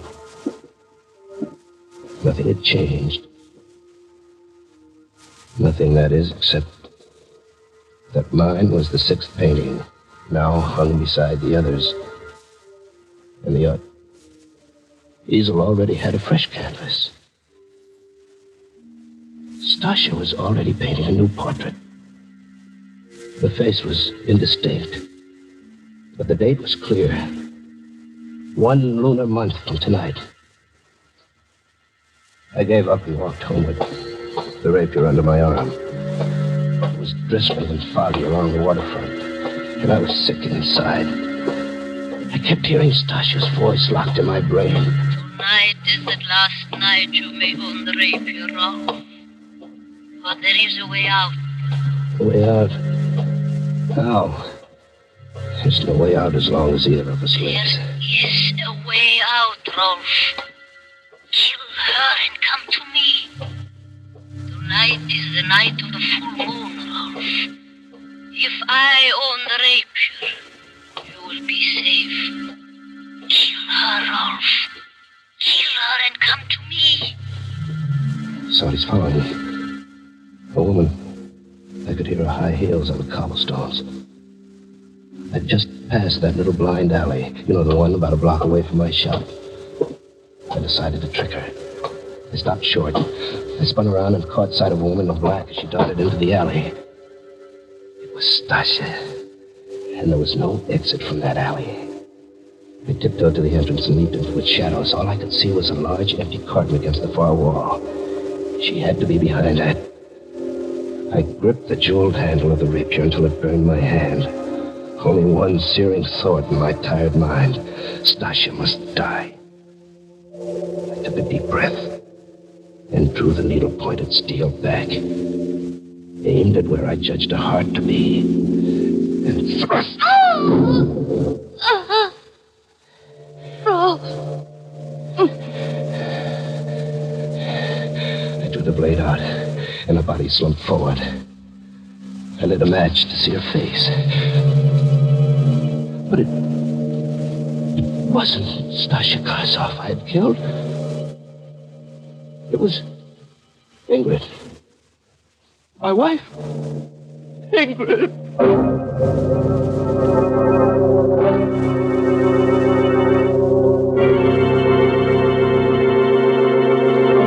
It worked, Stasia, it worked. My plan worked. Ralph reacted just as I planned it.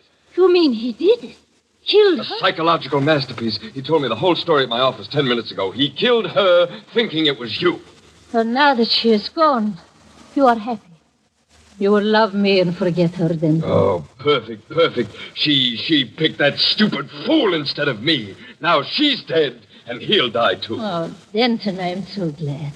I would do anything for you. Everything went like clockwork. This rapier I found in your attic, the legend I made up, the phony paintings of former owners, your flirtation. Perfect. A perfect murder. I've done it. Did my acting please you, then? Oh, you were magnificent, but there's only one weakness to my plan, Stasia. What is it? When Ralph is picked up, there must be no way for anyone to find out that you and I know each other, Stasia. No, and no one will know, darling. Ralph's fingerprints are still on this rapier. He'll be electrocuted for one murder. Might as well be for two. Denton! No! I love you! I'm sorry, Stasia!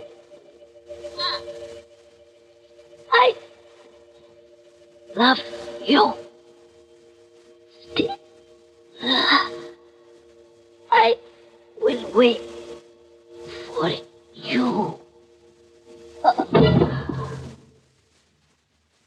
Very neat stroke, then. Ralph! I heard everything you said, Denton. But I didn't have to, I knew. No, don't move. The gun is faster than the rapier. How did you know, Ralph? Something I said tonight? No. No, something I saw. Stasia loved you. The painting I saw on her easel tonight, the one I told you she'd begun, was your portrait. The only way I knew was because, as an artist, she was conscious of the scar on your forehead. She painted that in first. The scar you gave me as a kid. Oh, you've a lot more brains than I gave you credit for, but at least we'll burn together. Sorry, Denton. I'll have to decline that honor. Ralph, am I too late? Ingrid, no, you're dead. Ralph! Everything you told me at my house tonight was a lie. No, Denton. Your plan almost worked. I told you the truth. Except for the part about murdering Ingrid. You should have studied psychiatry, Ralph. I did, Denton. I had a good teacher. You.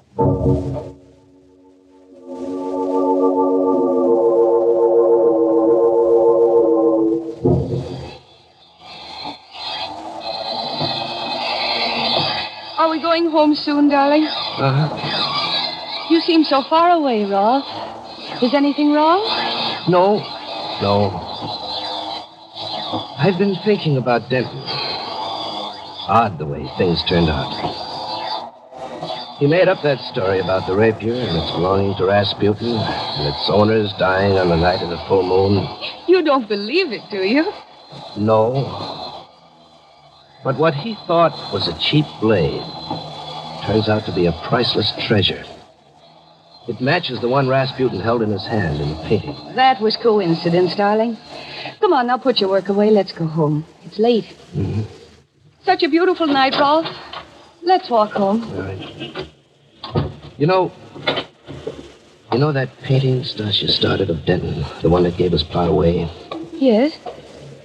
It had a date on it. I wonder what ghostly hand guided her brush as she wrote that date. Why? The date she wrote was today's. There's a full moon. And tonight was the night Denton was electrocuted.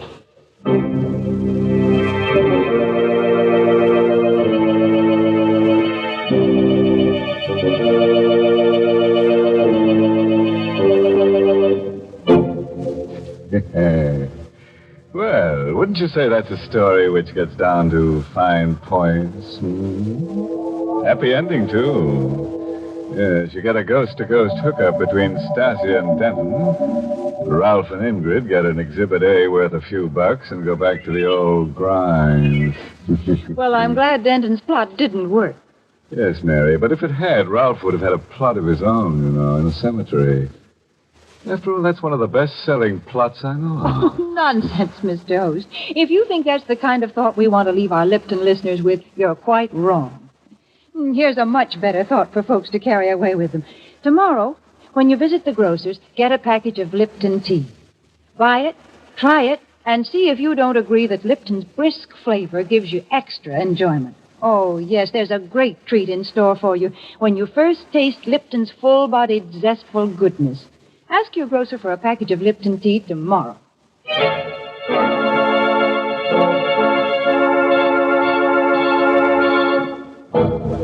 And now, friends, in case you're wondering, we do have a moral for tonight's story. It's short and sharp. Knife can be beautiful if you keep your temper. And look out for people with an axe to grind. They may be trying to get ahead of you. Oh, by the way, this month's Inner Sanctum Mystery novel is The Pavilion by Hilda Lawrence. And next week, the makers of Lipton Tea and Lipton Soup bring you another grisly Inner Sanctum tale, directed by Hyman Brown, and titled The Confession. And now, if you'll excuse me, I have an appointment with Stasia and Denton. Yes, they've got the concession for hand-forged hinges where it's hotter than the hinges of... Until next Tuesday, then. Good night. Pleasant dreams.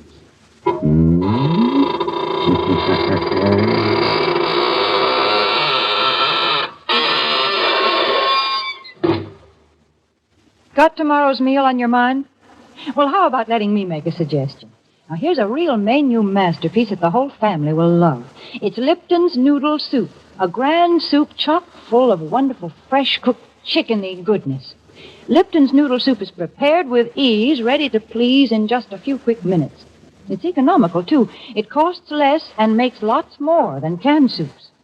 So ask your grocer for Lipton's Noodle Soup Mix. And don't forget to tune in next Tuesday night for another Inner Sanctum Mystery. This is CBS, the Columbia Broadcasting System.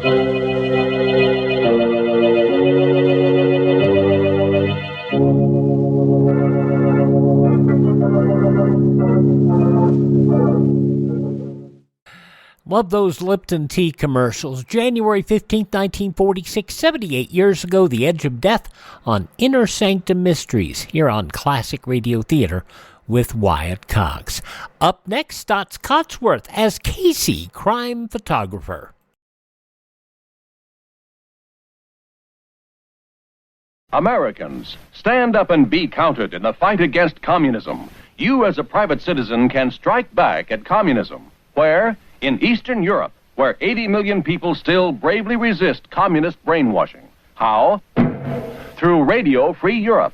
RFE's daily broadcasts reach these 80 millions, keeping alive their belief in the free world. Give to Radio Free Europe Fund, Box 1963, Mount Vernon, New York. And a reminder, tomorrow on Classic Radio Theater with Wyatt Cox, William Gargan as Barry Craig, confidential investigator, a sad story about how a wonderful performer and a brilliant man lost his voice and his ability to speak. But Barry Craig, confidential investigator, The Fatal Appointment, that's coming up tomorrow from 1952. Dr. Christian and the Flood, in a story from 1938, starring Gene Hersholt. The Debt from the Past, an episode of Dark Fantasy from 1942, The Shadow and Sabotage from 1938, and Lum and Abner as Lum fakes a nervous breakdown. That'll be all coming up on tomorrow's Classic Radio Theater with Wyatt Cox, but now let's get to 76 years ago today, January 15th, 1948, Staats Cotsworth as Casey, crime photographer, and The Miracle. The Anchor Hawking Glass Corporation brings you Crime Photographer.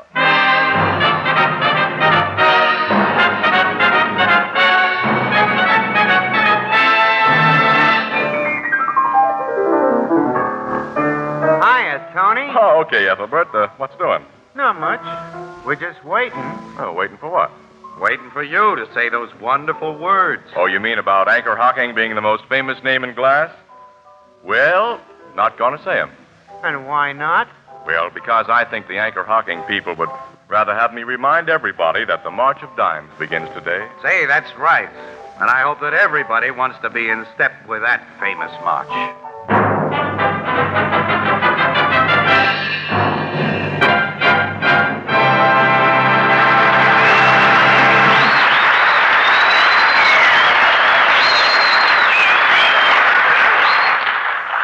Good evening, ladies and gentlemen. This is Tony Marvin.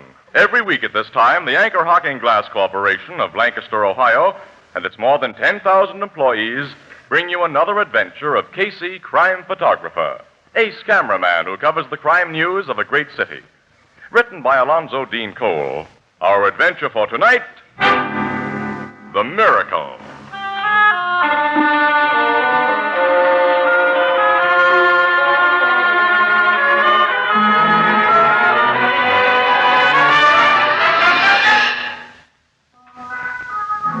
Late afternoon, the richly furnished master bedroom of an imposing mansion. Beside a great canopied bed stand a handsome, dark-haired young woman and a deferential, quietly dressed young man. In the bed itself lies an older man, gray-faced and wrinkled, in whose sunken eyes lie pain and fear.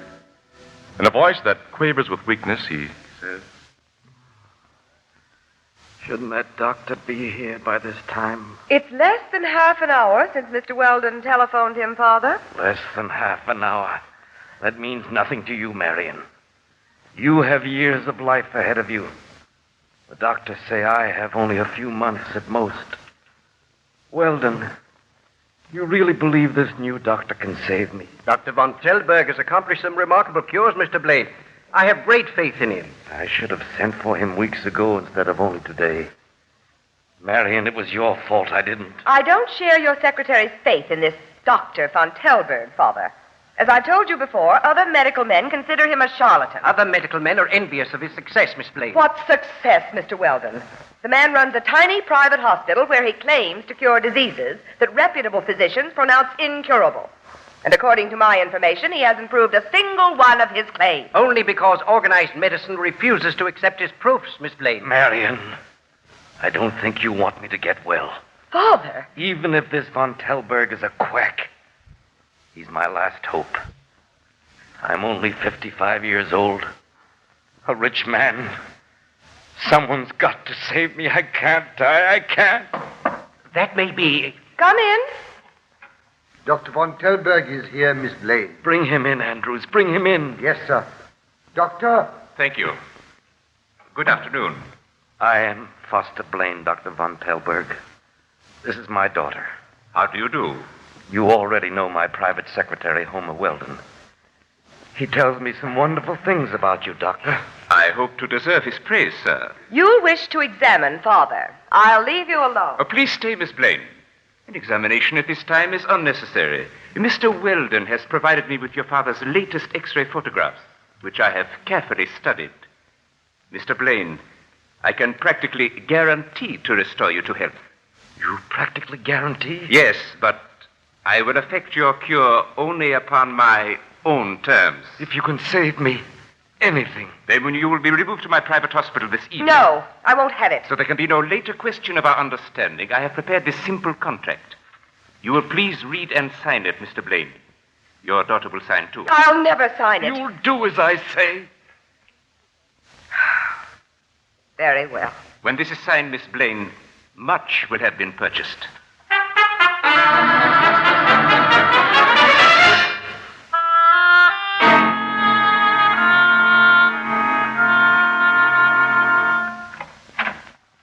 Good morning. Morning. I'm Casey, and this is Miss Williams. We're from the Morning Express. We have an appointment with Miss Blaine. Oh, yes. Will you please come in? Thank you. What? Andrews, is that? It's the lady and gentleman from the newspaper, Miss Blaine. Miss Williams, I'm delighted to see you again. Hello, Miss Blaine. And Mr. Casey. It's very flattering to have you remember us. How could I ever forget you? If it hadn't been for you, I wouldn't have gotten back a lot of stolen jewelry several years ago. And to show my appreciation, I determined that you'd have the first and exclusive story about Dad. Well, we're certainly grateful. I'll say we are, and we're tickled that you have such a story to hand out. A miracle has happened, Mr. Casey. A perfect miracle. Your father's completely recovered? He's a new man. 6 months ago, well, as all of my friends know, I had no hope. I had no faith in Dr. von Tellberg, and thank heaven I was wrong. Wait till you see Father. Well, we're very happy for you, Miss Blaine. Come into the living room and sit down. Father and Dr. von Tellberg will join us. Andrews, ask them to come here, and Mr. Weldon. Very good, Miss Blaine. We've heard of this Dr. Hans von Tellberg. He runs a little private sanitarium out on the edge of town, doesn't he? Yes, you've probably heard, as I had, that other physicians consider him a quack. Frankly, that's the general impression. I believed him a charlatan at first. Oh, here's Father now. Father. Andrews just told us your friends were here. You remember Miss Williams and Mr. Casey? Well, naturally. They did us a big favor once. It's nice to see both of you again. Thanks, Mr. Blaine. Yeah. You look at Dad as though you'd never seen him before. Well, it's been only 2 years since, but the change is astounding. You look like a new man, Mr. Blaine. I've simply recovered my health. And here's the man who restored it to me. Miss Williams, Mr. Casey, Dr. Von Telberg. How do you do? Doctor. Nice to know you. And you've met Homer Weldon, my secretary? At the time of the robbery, 2 years ago. Oh, yes, yeah. Glad to see you again, Weldon. So am I. Thank you. Now, I know you'll want to take pictures and hear the complete story of the great thing Dr. Von Telberg's done for me, so we're at your disposal. Oh, thanks. Mr. Blaine, the last time we saw you, you were living on borrowed time. You looked it. The doctors told us what was wrong with you. Now, well, I just can't get over this. Neither can I, Casey. I've never believed in modern miracles before. Well, Annie, we're looking at one, I think.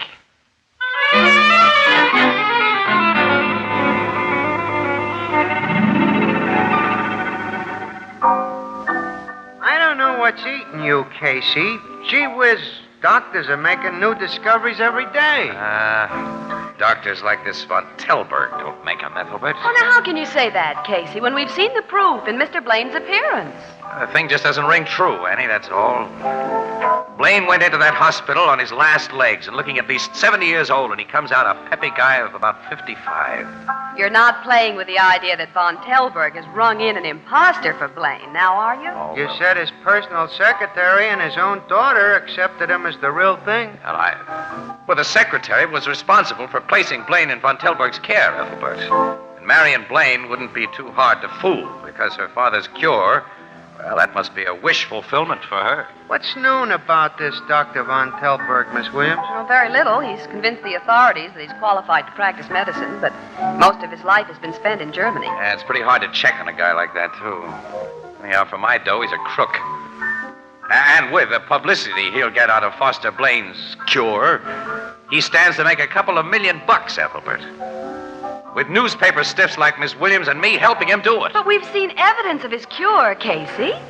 Well, he deserves the success we'll help bring him. Maybe. We'll see.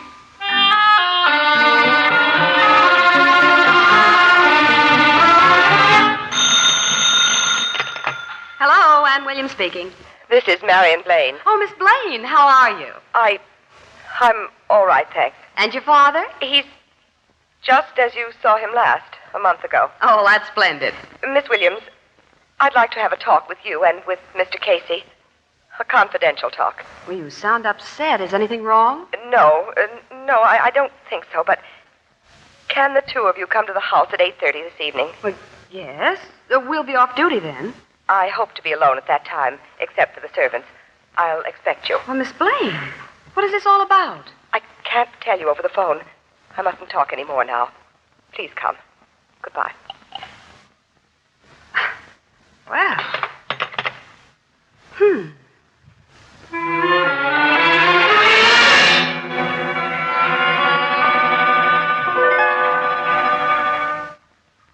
Please come in. Thanks, Andrews. I'll tell Miss Blaine you're here. Oh, there she is now. Miss Williams and Mr. Casey, I'm so glad to see you. You may go, Andrews. Yes, Miss Blaine. Come with me. I'm going to take you two into the conservatory. Through here, where we can be alone. Contrary to my expectations, Mr. Weldon is here tonight, and Father. What's this all about, Miss Blaine? Wait. Step in. Okay. Sit down while I close these doors. To say that you've aroused our curiosity would be an understatement, Miss Blaine. Yeah. Miss Williams, Mr. Casey, I'm afraid. Afraid of what? Before I say what I'm compelled to say, I must be sure you will respect my confidence. I shan't be speaking for publication, at least not now. All right, it'll be off the record. Yes, of course. Thank you. I know how experienced you are with the criminal side of life. I know nobody else who can advise and help me. Go on. Mr. Casey, it's been a month since my father came home from Dr. von Telberg's private hospital. You remember how happy I was to have him back, how convinced I was of the miracle that had apparently happened. Well, apparently? I use that word because I've been thinking a great deal. You see, during the months Father spent under Dr. von Telberg's care, I was permitted to visit him for not more than 5 minutes each day. On most of those days, he never spoke to me because he was under the influence of drugs. And on none of those days was I able to really see him. What do you mean by that? His room was always kept dark. Dark? Well, exactly what are you driving at, Miss Blaine? I'm beginning to wonder if the man Dr. von Telberg brought to this house is really my father. What? Casey. Shh. Someone's outside that door. Well, this is a pleasant surprise. Oh, and Mr. Blaine. I had no idea you had visitors, Marion. Nice to see you, Miss Williams. How are you, Casey? Very well, thanks. Come in, Weldon. Some old friends of ours are here. So I see. Good evening. Good evening, Mr. Weldon. Hello. Weldon, tell Andrews to bring drinks out here for all of us. Very well, Mr. Blaine. I hope we're not intruding, Marion. No, of course not. Father. I was sure you'd make your old dad welcome. Were you in the midst of a conversation you wish to continue? If so, don't let me interrupt. We were merely talking about the weather.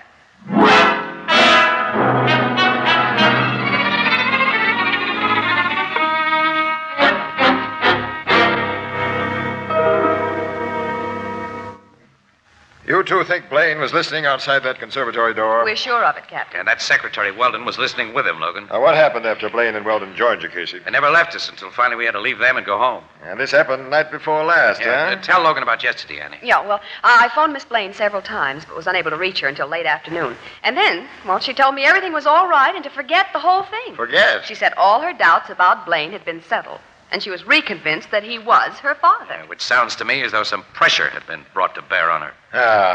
Well, it's an interesting story, but in case you've forgotten, this is the Homicide Bureau. What do you expect me to do about it? Prevent a possible homicide by putting Marion Blaine under protection. And investigate a possible homicide. Whose homicide? Well, if the present Foster Blaine is an imposter, what happened to the real one? Look, there's no evidence whatsoever that the present Foster Blaine is an imposter. Good Lord, Casey, the guy's accepted as the real McCoy by people who've known him for years. And what's more important, banks honor the checks that guy draws as Foster Blaine. Because of those checks, the bank honors. There's a couple of $1 million worth of reason for an imposture, Logan. Look, we know that nature never makes exact duplicates. Even twins are different. But everyone is resembled by hundreds of other people. Right. Given 6 months alone with two guys who are closely similar, a clever, unscrupulous surgeon could make one the image of the other. Plastic surgery. Well, of course. And given 6 months of careful coaching by a confidential secretary, the imitator would be well able to pass as the real thing. Yeah, you two may have something after all. I want to have a good look at Mr. Foster Blaine. And take a keen doctor with you, Logan. If any plastic work has been done, he'll know it. I'll take you. Excuse me. Homicide Bureau, Captain Logan speaking. Who? Yeah, I've got it. Go on. Well, keep everyone out of the room. Don't let anyone touch anything there. We'll be with you right away. Goodbye. Now, what was that, pal? What was that? I was talking to Miss Marion Blaine. Marion? Blaine? She's just found her father murdered. Her father? In the same room with his secretary, Weldon. He's an apparent suicide.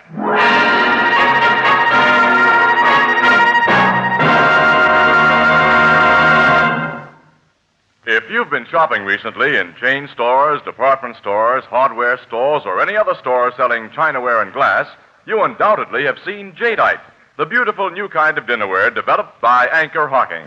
Jadeite, spelled Jadeite, Jadeite. As its name implies, it's jade green in color and has the lovely texture of fine old Chinese porcelain. But its appearance is deceptive, for Jadeite is as sturdy and heat-proof as the Fire King oven glass you use for baking. And here's the most amazing fact of all. Jadeite costs less than half as much as any other dinnerware you can buy. For instance, a Jadeite cup and saucer costs only 15 cents. So why not add new interest to your dinner table by getting a Jadeite dinner service this weekend? A complete 35-piece service for 6 costs less than $5. Beautiful, heat-proof jadeite is the newest triumph of anchor hocking. The most famous name in glass.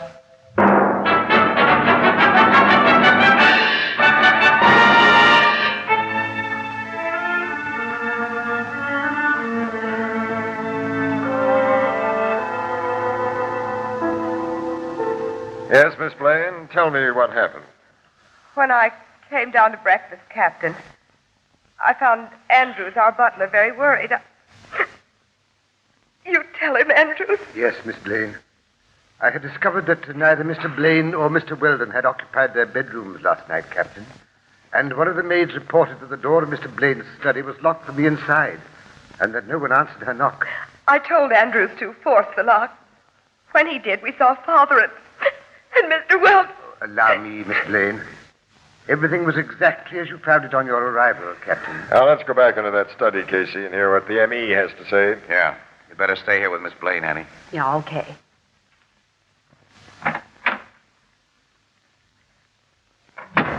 What's the word, Doc? It looks like murder and suicide, Captain. Blaine was shot twice in the chest from a distance. Weldon has a single bullet through the temple. The gun muzzle was held only a few inches away. What time did the two guys die? At about 2 o'clock this morning. The rest of the house is asleep upstairs. These walls are thick. The shots wouldn't be heard. Doc. Yes, Casey. Did you examine Blaine's face? Thoroughly. No plastic surgery was performed on the man. There isn't the slightest indication of it. Huh. Another of your big ideas gone haywire, pal. And how? Now, why should Weldon kill his boss and then do a harry-carry? Well, that's for you cops to figure out. I haven't even a haywire idea.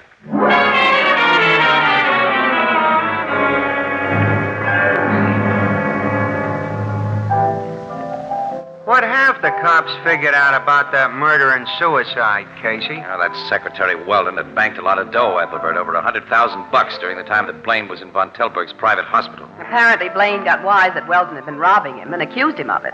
And then Weldon got desperate and shot Blaine and, well, then himself. That's the way it looks. You mean you don't believe it's the way it looks? Oh, I don't know, pal. I'm trying hard not to get another big idea that'll go haywire. But Miss Williams and I got a report on the autopsy a little while ago, and, well, it just doesn't add up right. What do you mean? Well, the autopsy revealed that Blaine was organically sound. There wasn't even a trace of the disease that was killing him before he went to von Telberg's. Oh, then the guy really performed a miracle on him. That's the way it looks. Oh, again, huh? Yeah. What are you going to do about it? Why? As newspaper stiffs, we'll report the findings. They'll be published. And poor sick souls from all over the world will flock to von Telberg and beg him to take their dough. And I'll tell you right now, Ethelbert, when I see that happen, I'm going to quit the newspaper business. And so am I. Come on, Casey, let's get out of here. Well, why get out of here? You ain't sore at me, are you? Oh, no, of course not, Ethelbert. We're simply going to cheer ourselves up by going to the undertaker's. By going to... Huh? Foster Blaine's body has been turned over to the embalmers. It'll be laid out in one of their rooms tonight. Well, we figure that... Marion Blaine will be there. It won't be easy for her to take. She's been nice to us, and she trusts us, so... Maybe it'll help her if we're around, you know. Well, so long, pal. Good night. Night. Such places they go to. Undertakers. Ooh.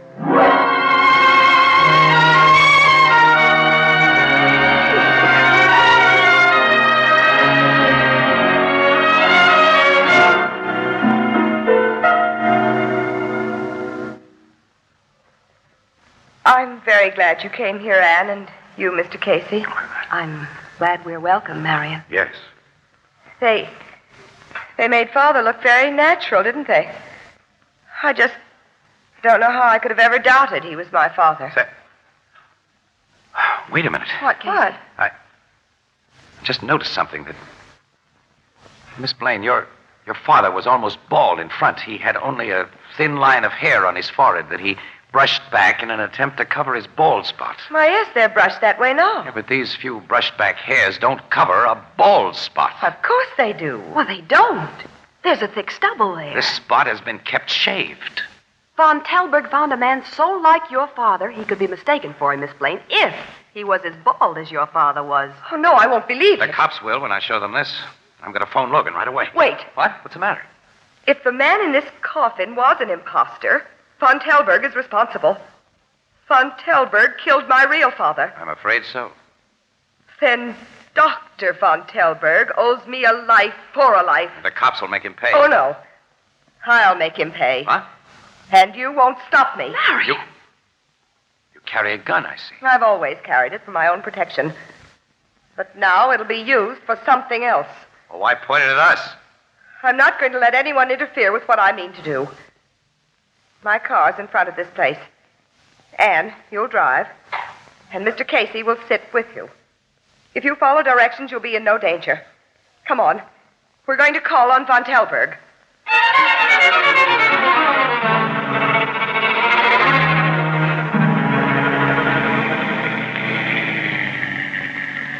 There's his house, Anne. Stop in front.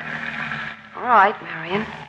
Mind if I tell you again, Marion? That you're acting very foolishly? I tell you again, Mr. Casey, that I'm the best judge of that. Now, get out. I'll be holding this gun under my coat. Oh, I hate to threaten you two this way. You know I don't want to harm you, but I'm determined to make that man tell me what he did with my father. And then, after I've paid him, you can turn me over to the police. Ring that doorbell, Anne. All right. He lives alone here, so he'll answer the bell. Follow my lead, and no warnings. You're the boss, lady. Casey, what? Miss Blaine Good evening, Doctor. and Miss Williams and Mr. Casey. This is most unexpected. Are you alone? Yes, We'd like to come in. of course. Ladies first. Annie, Miss Blaine. Thank you. Habits are hard to break, aren't they, Miss Blaine? You shouldn't have acted the lady and let me get behind you. You've got her gun, Casey. Yes, I've got her gun. Close the door, Annie. Yeah. What is the meaning of this? That's something you two murderers are going to tell us. Two murderers? Yes, Anne. Marion Blaine is number one, and this guy is only a stooge. You're mad. Oh, no. I had time to do a whole lot of thinking during our trip out here, Miss Blaine. I have a hunch Von Telberg will straighten out everything when he realizes you came here to kill him. That's a lie, Doctor. Listen, Von Telberg. She knew we discovered that the dead Foster Blaine was a phony. So she brought us here at the point of a gun. Now, why do you think she did that? But I do not know. Well, can't you figure it? The phony Foster Blaine was apparently murdered by a guy who apparently committed suicide. If Miss Williams and I were found shot to death in your house and you were an apparent suicide, I see. No, Doctor. I swear. So I, too, was to be destroyed, Miss Blaine. Don't talk, you fool. Don't. Yeah, I talk. To save myself. And to pay you. Doctor! I am no murderer. The worst I did was to put a living man in the place of a dying man no one could save. And it was your idea, Miss Blaine. You supplied the substitute in your father's twin brother. Twin brother? you may as well take it from there, Miss Blaine. Yes, I may as well. Nobody but Father and I knew he had a twin because his twin ran off with my mother when I was a child. He hated me because I was the one person who knew about his disgrace and because I was like my mother. He hated me so much that in his will he left me only the legal minimum. Well, he taught me to hate too. So when I learned the whereabouts of his twin brother... You cooked up a big idea with the help of Weldon and Von Telberg. Yes.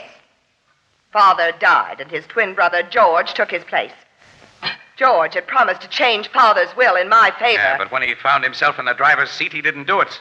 You had to force his hand by getting Miss Williams and me to the house, where she knew he'd be listening.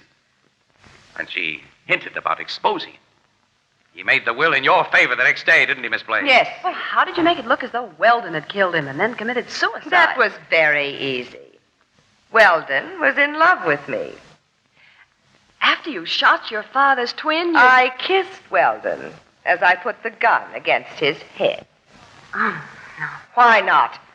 My father gave me nothing but hatred for no fault of mine. Why should a woman return to men better than she receives?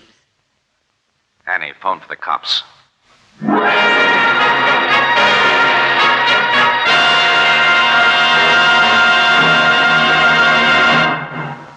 We'll join the crowd at the Blue Note in just a moment.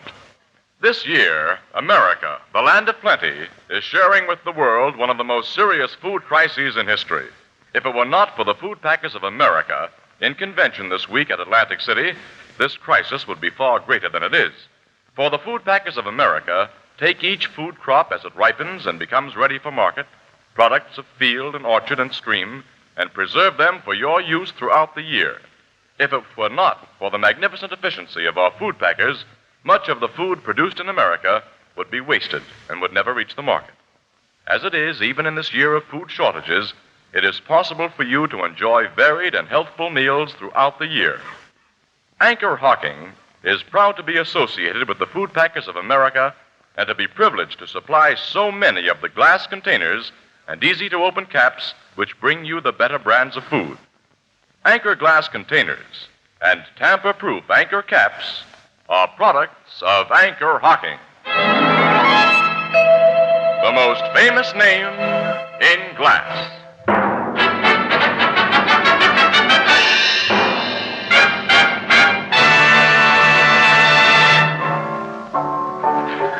Gee, I hope I never meet up with a gal like that Marion Blaine, Casey. Well, it's an experience I don't want again, Ethelbert. Make that a double.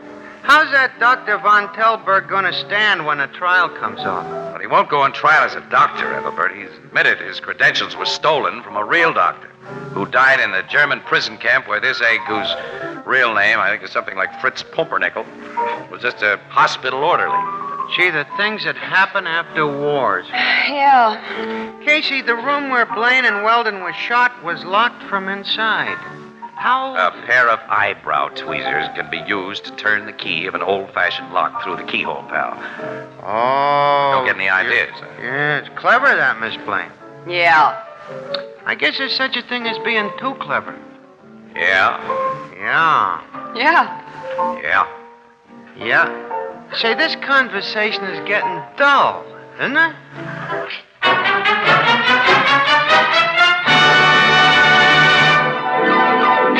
Crime Photographer, starring Staats Cotsworth as Casey, is brought to you each Thursday by the Anchor Hocking Glass Corporation, makers of Fire King oven glass, Anchor glass containers, Anchor caps and closures. All products of Anchor Hocking, the most famous name in glass.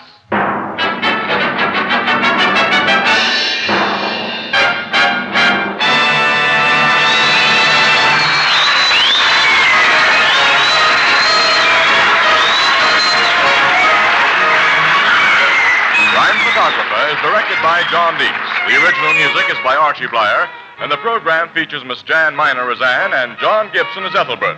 Herman Chittison is the Blue Note pianist. This is Tony Marvin saying goodnight for the Anchor Hocking Glass Corporation of Lancaster, Ohio, with offices in all principal cities of the United States and Canada. This is CBS, the Columbia Broadcasting System.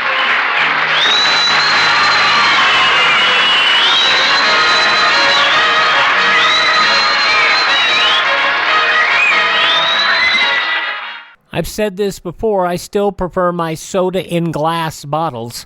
And, the Mexican Coke today is the only time you can really get glass bottles anymore. And the soda seems to taste so much better. Not just the fact that they do real sugar in those instead of high fructose corn syrup or artificial sweeteners. 76 years ago, January 15th, 1948, Casey, crime photographer here on Classic Radio Theater with Wyatt Cox. We head to Pine Ridge, Arkansas on an episode of Blum and Abner. That's coming up in just a moment.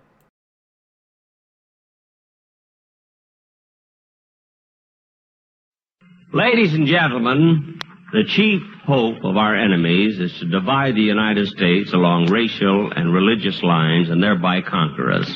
Let's not spread prejudice. A divided America is a weak America. Through our behavior, we encourage the respect of our children and make them better neighbors to all races and religions. Remind them that being good neighbors has helped make our country great and kept her free. Thank you. By the way, let me say something. At the front of the show, I vented a lot about Walmart and curbside pickup. By and large, my curbside pickup experience was good. We had a few issues once I got back to Ely and discovered that some things that went into the frozen coolers wasn't supposed to be frozen, and some things that were just left out on the car seat should have been in the coolers. That's neither here nor there. It was cold out. The wind was whipping through like, it was evil. But it's not the workers. It's the fact that, Walmart said 4 o'clock. I said 4 o'clock. I showed up at 4 o'clock, and it took till 6:15 for me to get my curbside order. So it's a Walmart problem, not an employee problem. So I want to make that clear. Okay, let us go to Pine Ridge, Arkansas, 82 years ago, January 15th, 1942, here on Classic Radio Theater with Wyatt Cox. This is not Wyatt Complains About Stupid Things. 82 years ago, January 15th, 1942, Lum and Abner, and we'll hear the phone ring in just a few moments, maybe. The makers of Alka-Seltzer bring you Lum and Abner.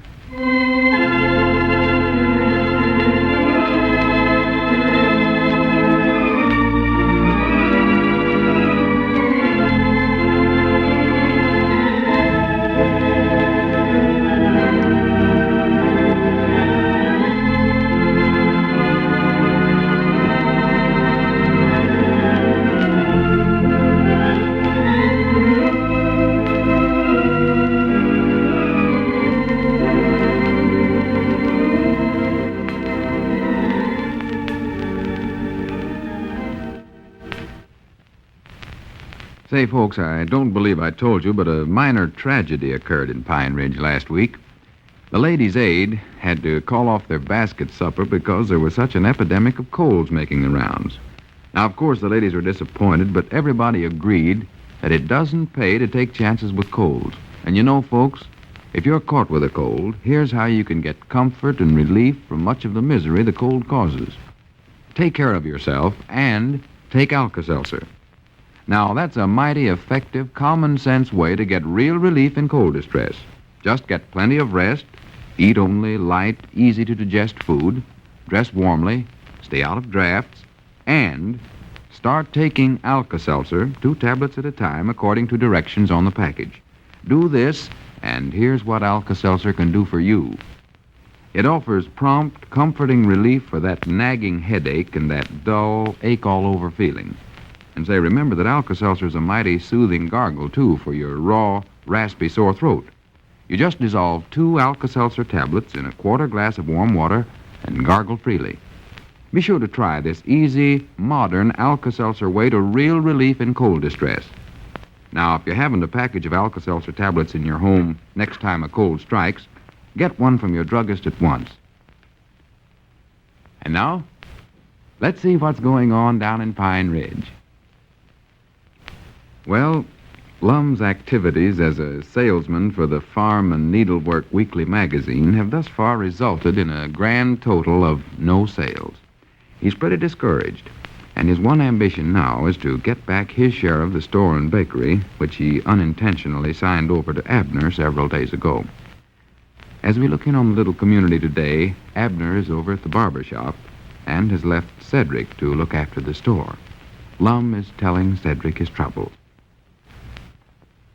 Listen. Well, I just got to find something to do. That's all there are to it. I spent the last $15 I had for the exclusive agent for that magazine, Farm and Needlework Weekly, and I don't believe you could even give that thing away. No, Mom, I don't like that magazine very well, Mr. Lum. Ain't enough pictures in it. Well, to be honest, Cedric, there ain't much reading in it neither. Grannies, I just got to get back in this store. That's all there are to it. Maybe I can find a loophole in that paper I signed and get back through it some way or other. Loophole? Well, there's a hole back there in the feed room where the cat comes through, but I don't much believe you could make it through there, Mr. Lum. No, Cedric, I don't mean crawl through a hole. Wait a minute. Granny, there comes the one feller in this town that can help me. Mom? I don't know why I never thought of asking Squire Skimp before. If there's anybody that can discover loopholes in contracts, he's him. Don't you let Abner know I was talking to him about this, Cedric. Oh, no, Mom, I won't. Don't let on. Well, howdy, Squire. Come on in. Well, gentlemen. Hello, Mr. Squire. Hello, Cedric, my boy. Why, this is quite a surprise seeing you in here, Lum. Has Abner taken you back into the business? No, he ain't, Squire. I'm still a lone wolf. Well, that's too bad. I'm sorry to hear it, Lum. Cedric, get me a can of smoking tobacco there, please. You know my brand. Yes, Mom, I'll get it. All right. Squire, while you're in here, I'd sort of like to get your advice on something. Why, of course, Lum, of course. Always glad to help an old friend. You know me. It's about Abner keeping me out of the store here. I was wondering if you knowed any loopholes I could lawsuit him with and get my share of the store and bakery back. Well, as I understand it, Lum, you signed a document investing Abner with sole ownership of the business. Is that true? Yeah, but I just done it for a joke. I never actually meant it. No, but intention behind the act would carry little or no weight with the courts of law, I'm afraid, Lum. No, it's a fair and legal document, and it binds the parties of the first and second part thereof to the word and deed of the instrument. Does, huh? Yes, indeed, yes. Ex post facto corpus delicti. Come over that again, Squire. I said ex post facto corpus delicti, Lum. That's what I feared you said. It's as bad as that, huh? Oh, yes, yes. No, Lum, I wouldn't take this to court if I were you. I'm afraid it just costs you a lot of time and money, and you'd lose the case. 'Cause I know Abner could produce that document. Oh, yeah, that's what he'd do, too. Just show us the world. Just sneaking enough to show it in court. Well, naturally he would, Lum. That's the evidence that his whole case would rest on. Yeah, some fellas is like that. You can't trust them at all. Take unfair advantages of you. Well, now, what you should have done, Lum, is consult me before you ever got yourself into a deal. Tobacco, Mr. Squire. Oh, yes, thank you, sir. Anything else you wanted? No, that's all, I guess. Just put it down on the book, Cedric. Well, I better be wait, going. Mr. Squire, I can't do that. What's that? Mr. Abner told me not to put nothing more on the books for you. Oh, he did. Well, in that case, don't put it on the books then, Cedric. I'll pay for it some other time. Yes, Mom, that'll be a lot better. If there's anything else that I can do to help you along, why, just let me know. Yeah, all right. Thank you, Squire. Not at all. Good day, gentlemen. Good day. Rainey, did you hear that, Cedric? Ex post facto lecto or something. Looks like that dead blame Abner's got me all right. I don't mind telling you, Cedric, I'm getting desperate. I got to get myself some money summers. Yes, Mom. Wait a minute. You wouldn't want to lend me a few dollars, would you, Cedric? Oh, no, Mom, I don't think I would. Nah, scared of that. Well, you've got money. I know you got money in the bank. Yes, Mom, but my papa's got it in his name. He won't let me get to it. Can't touch it. Oh. You're working here in the store. You get a salary for working here, don't you? Well, I ain't working after today, though. I'm quitting so's I can drive Dick Huddleston's woman over at Hot Springs. Fixing to visit my uncle over there, too. Well, you ain't quitting permanent, are you? Oh, I don't know. Ain't thought that for ahead yet. I kind of think I am, though. Why don't you try to get my job, Mr. Lum? Oh, no, Wait a minute. Granny, maybe you got a good idea there, Cedric. Yeah, I can make a little money to eat on, and in my spare time, I can hunt around for that paper I signed. And when I get my hands on it, I ain't just going to tear it up. I'm going to chew it up and swallow the whole dead blame thing. Yes, sir, that's what I... No, won't work. Mom? No, I can't ask Abner for no job. Why not? Well, that's just exactly what that little dried-up varmint wants me to do. Come crawling to him begging him for a job. No, sir, not me. But now, wait a minute. Of course, if he'd come to me and ask me to take it, that'd be different, wouldn't it? I don't know. Well, of course it would. Granny, that's what I got to do. Get Abner to beg me to take the job. It's a cinch he'd got to get somebody to help him in here. Yes, Mom, he's got to have some help. Wait a minute. Here comes old Mousy Gray. Reckon what he wants. Uh-oh, I know what he wants. He's been pestering me all week. He figures that just 'cause I was his fight manager and got him to quit his job over at the mill, that I ought to get him another job. Well, ain't he going to do no more fighting, Mr. Lum? No, I told him I'd write to some fighters and promote some fights, but He says all that's through now. He ain't gonna do no more fighting. Said Gussie won't let him. Wait a minute, though. Maybe I can use him. Mom? Find out. Well, hello there, Mousy, old boy. Hello, Lum. Cedric. I'm glad to see you, Mousy. I think maybe I got something lined up for you. Gee, have you really? Well, I certainly need to get back to work, Lum. You know, things haven't been going very good for me and Gussie since I quit at the mill over there. That mill was just like a mother to me. Yeah, I know, but you like this better, Mousy. You see this button? Yes, sir. It says Special Agent, Frisbee Publishing Company. Well, I paid $15 for that. It means I got the exclusive right to sell the Farm and Needlework Weekly in all of Polk County. And I'm going to give it to you. give it to me? Oh, no, Lum, I couldn't let you do that. Well, I want to do it, Mousy. Here, we'll pin the button right on your coat there. Look at that. There you are. All the profits you get out of the magazine are yours. Well, gee, I don't know what I can ever do to thank you, Lum. Well, that's something you can do for me right now, Mousy. Just happen to think of something. What's that? Well, Cedric here is quitting his job, and I want to get it. I want to get back in the store here. But I can't come right out and ask for it. So I want you to talk to Abner for me. You want me to talk to him? Yeah, you see, if Cedric done it, Abner expected I'd put him up to it. But he'd never in the world expect you. Well, what shall I tell him? Hey, Mr. Lum, there comes Mr. Abner.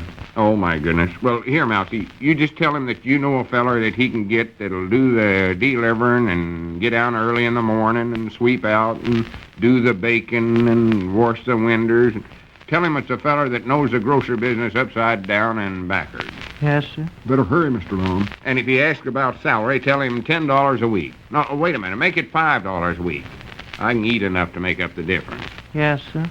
I'll hide over here behind the counter so Abner won't see me. Now, pour it on strong there, Mousy. Yes, sir. Boy, this is fun. I just hope I can remember everything. Let's see now. Sweep out the store and wash the windows and, Make the delivers. Yes, make a delivery. Wait a minute. Here he comes. Better be quiet. Hello, Mr. Abner. Well, hello, Cedric. Everything been going all right? Here's Mom. Say, Mr. Abner, Mousy here wants to talk to you about something. Oh, hello, Mousy. Never seen you standing there. Howdy, Abner. Lum wanted Mousy to tell you about the job I'm quitting. Ain't that it, Mousy? Yes, sir. Go on, Mousy, and ask me. Well, Abner, would you like to hire a fellow that would make all the deliveries and get down early in the morning and sweep out the store and do the baking and wash the windows. And wash the windows? Hey, doggies, that's just what I am looking for. How much would that cost me, Mousy? $5 a week. $5 a week? Hey, doggy, that's a deal. Yes, sir, that is a deal. Well, I'm glad to hear it. Well, I better call Lum and tell him that. Yeah, you don't need to, Mousy. I heard every word of it. Good for you, Abner. Why, Lum Edders, what are you doing back there? It don't matter now. What you just did is more important. Huh? Granny's, Abner, this is awful thoughty of you. I just don't know how to thank you. Well, don't thank me. I'm just tickled to death to get somebody for $5 a week. Yeah. Well, of course, a man like me ought to get at least $10 a week. Yeah. Well, you're too late now, though, Lum. I just now hired Mousy. Folks, are you always open to suggestions that can make life easier and more pleasant? Well, just listen to this.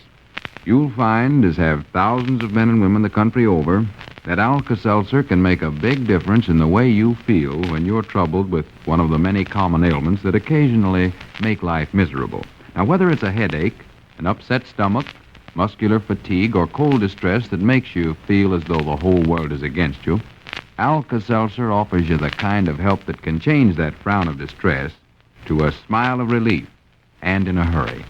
You'll really welcome the fast relief Alka-Seltzer offers, folks, and because you never know when you'll need it, we suggest you always keep a package of these analgesic effervescent tablets in your home. Keep Alka-Seltzer at your place of work, too.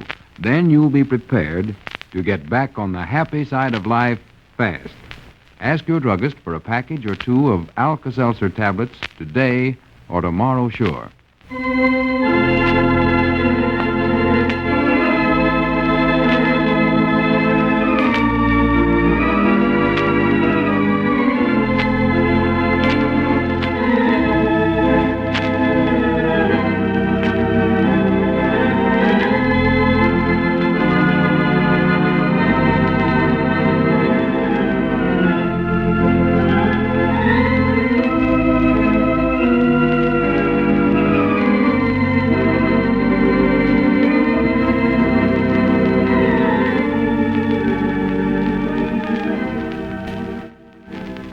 Oh, he screwed that up, didn't he?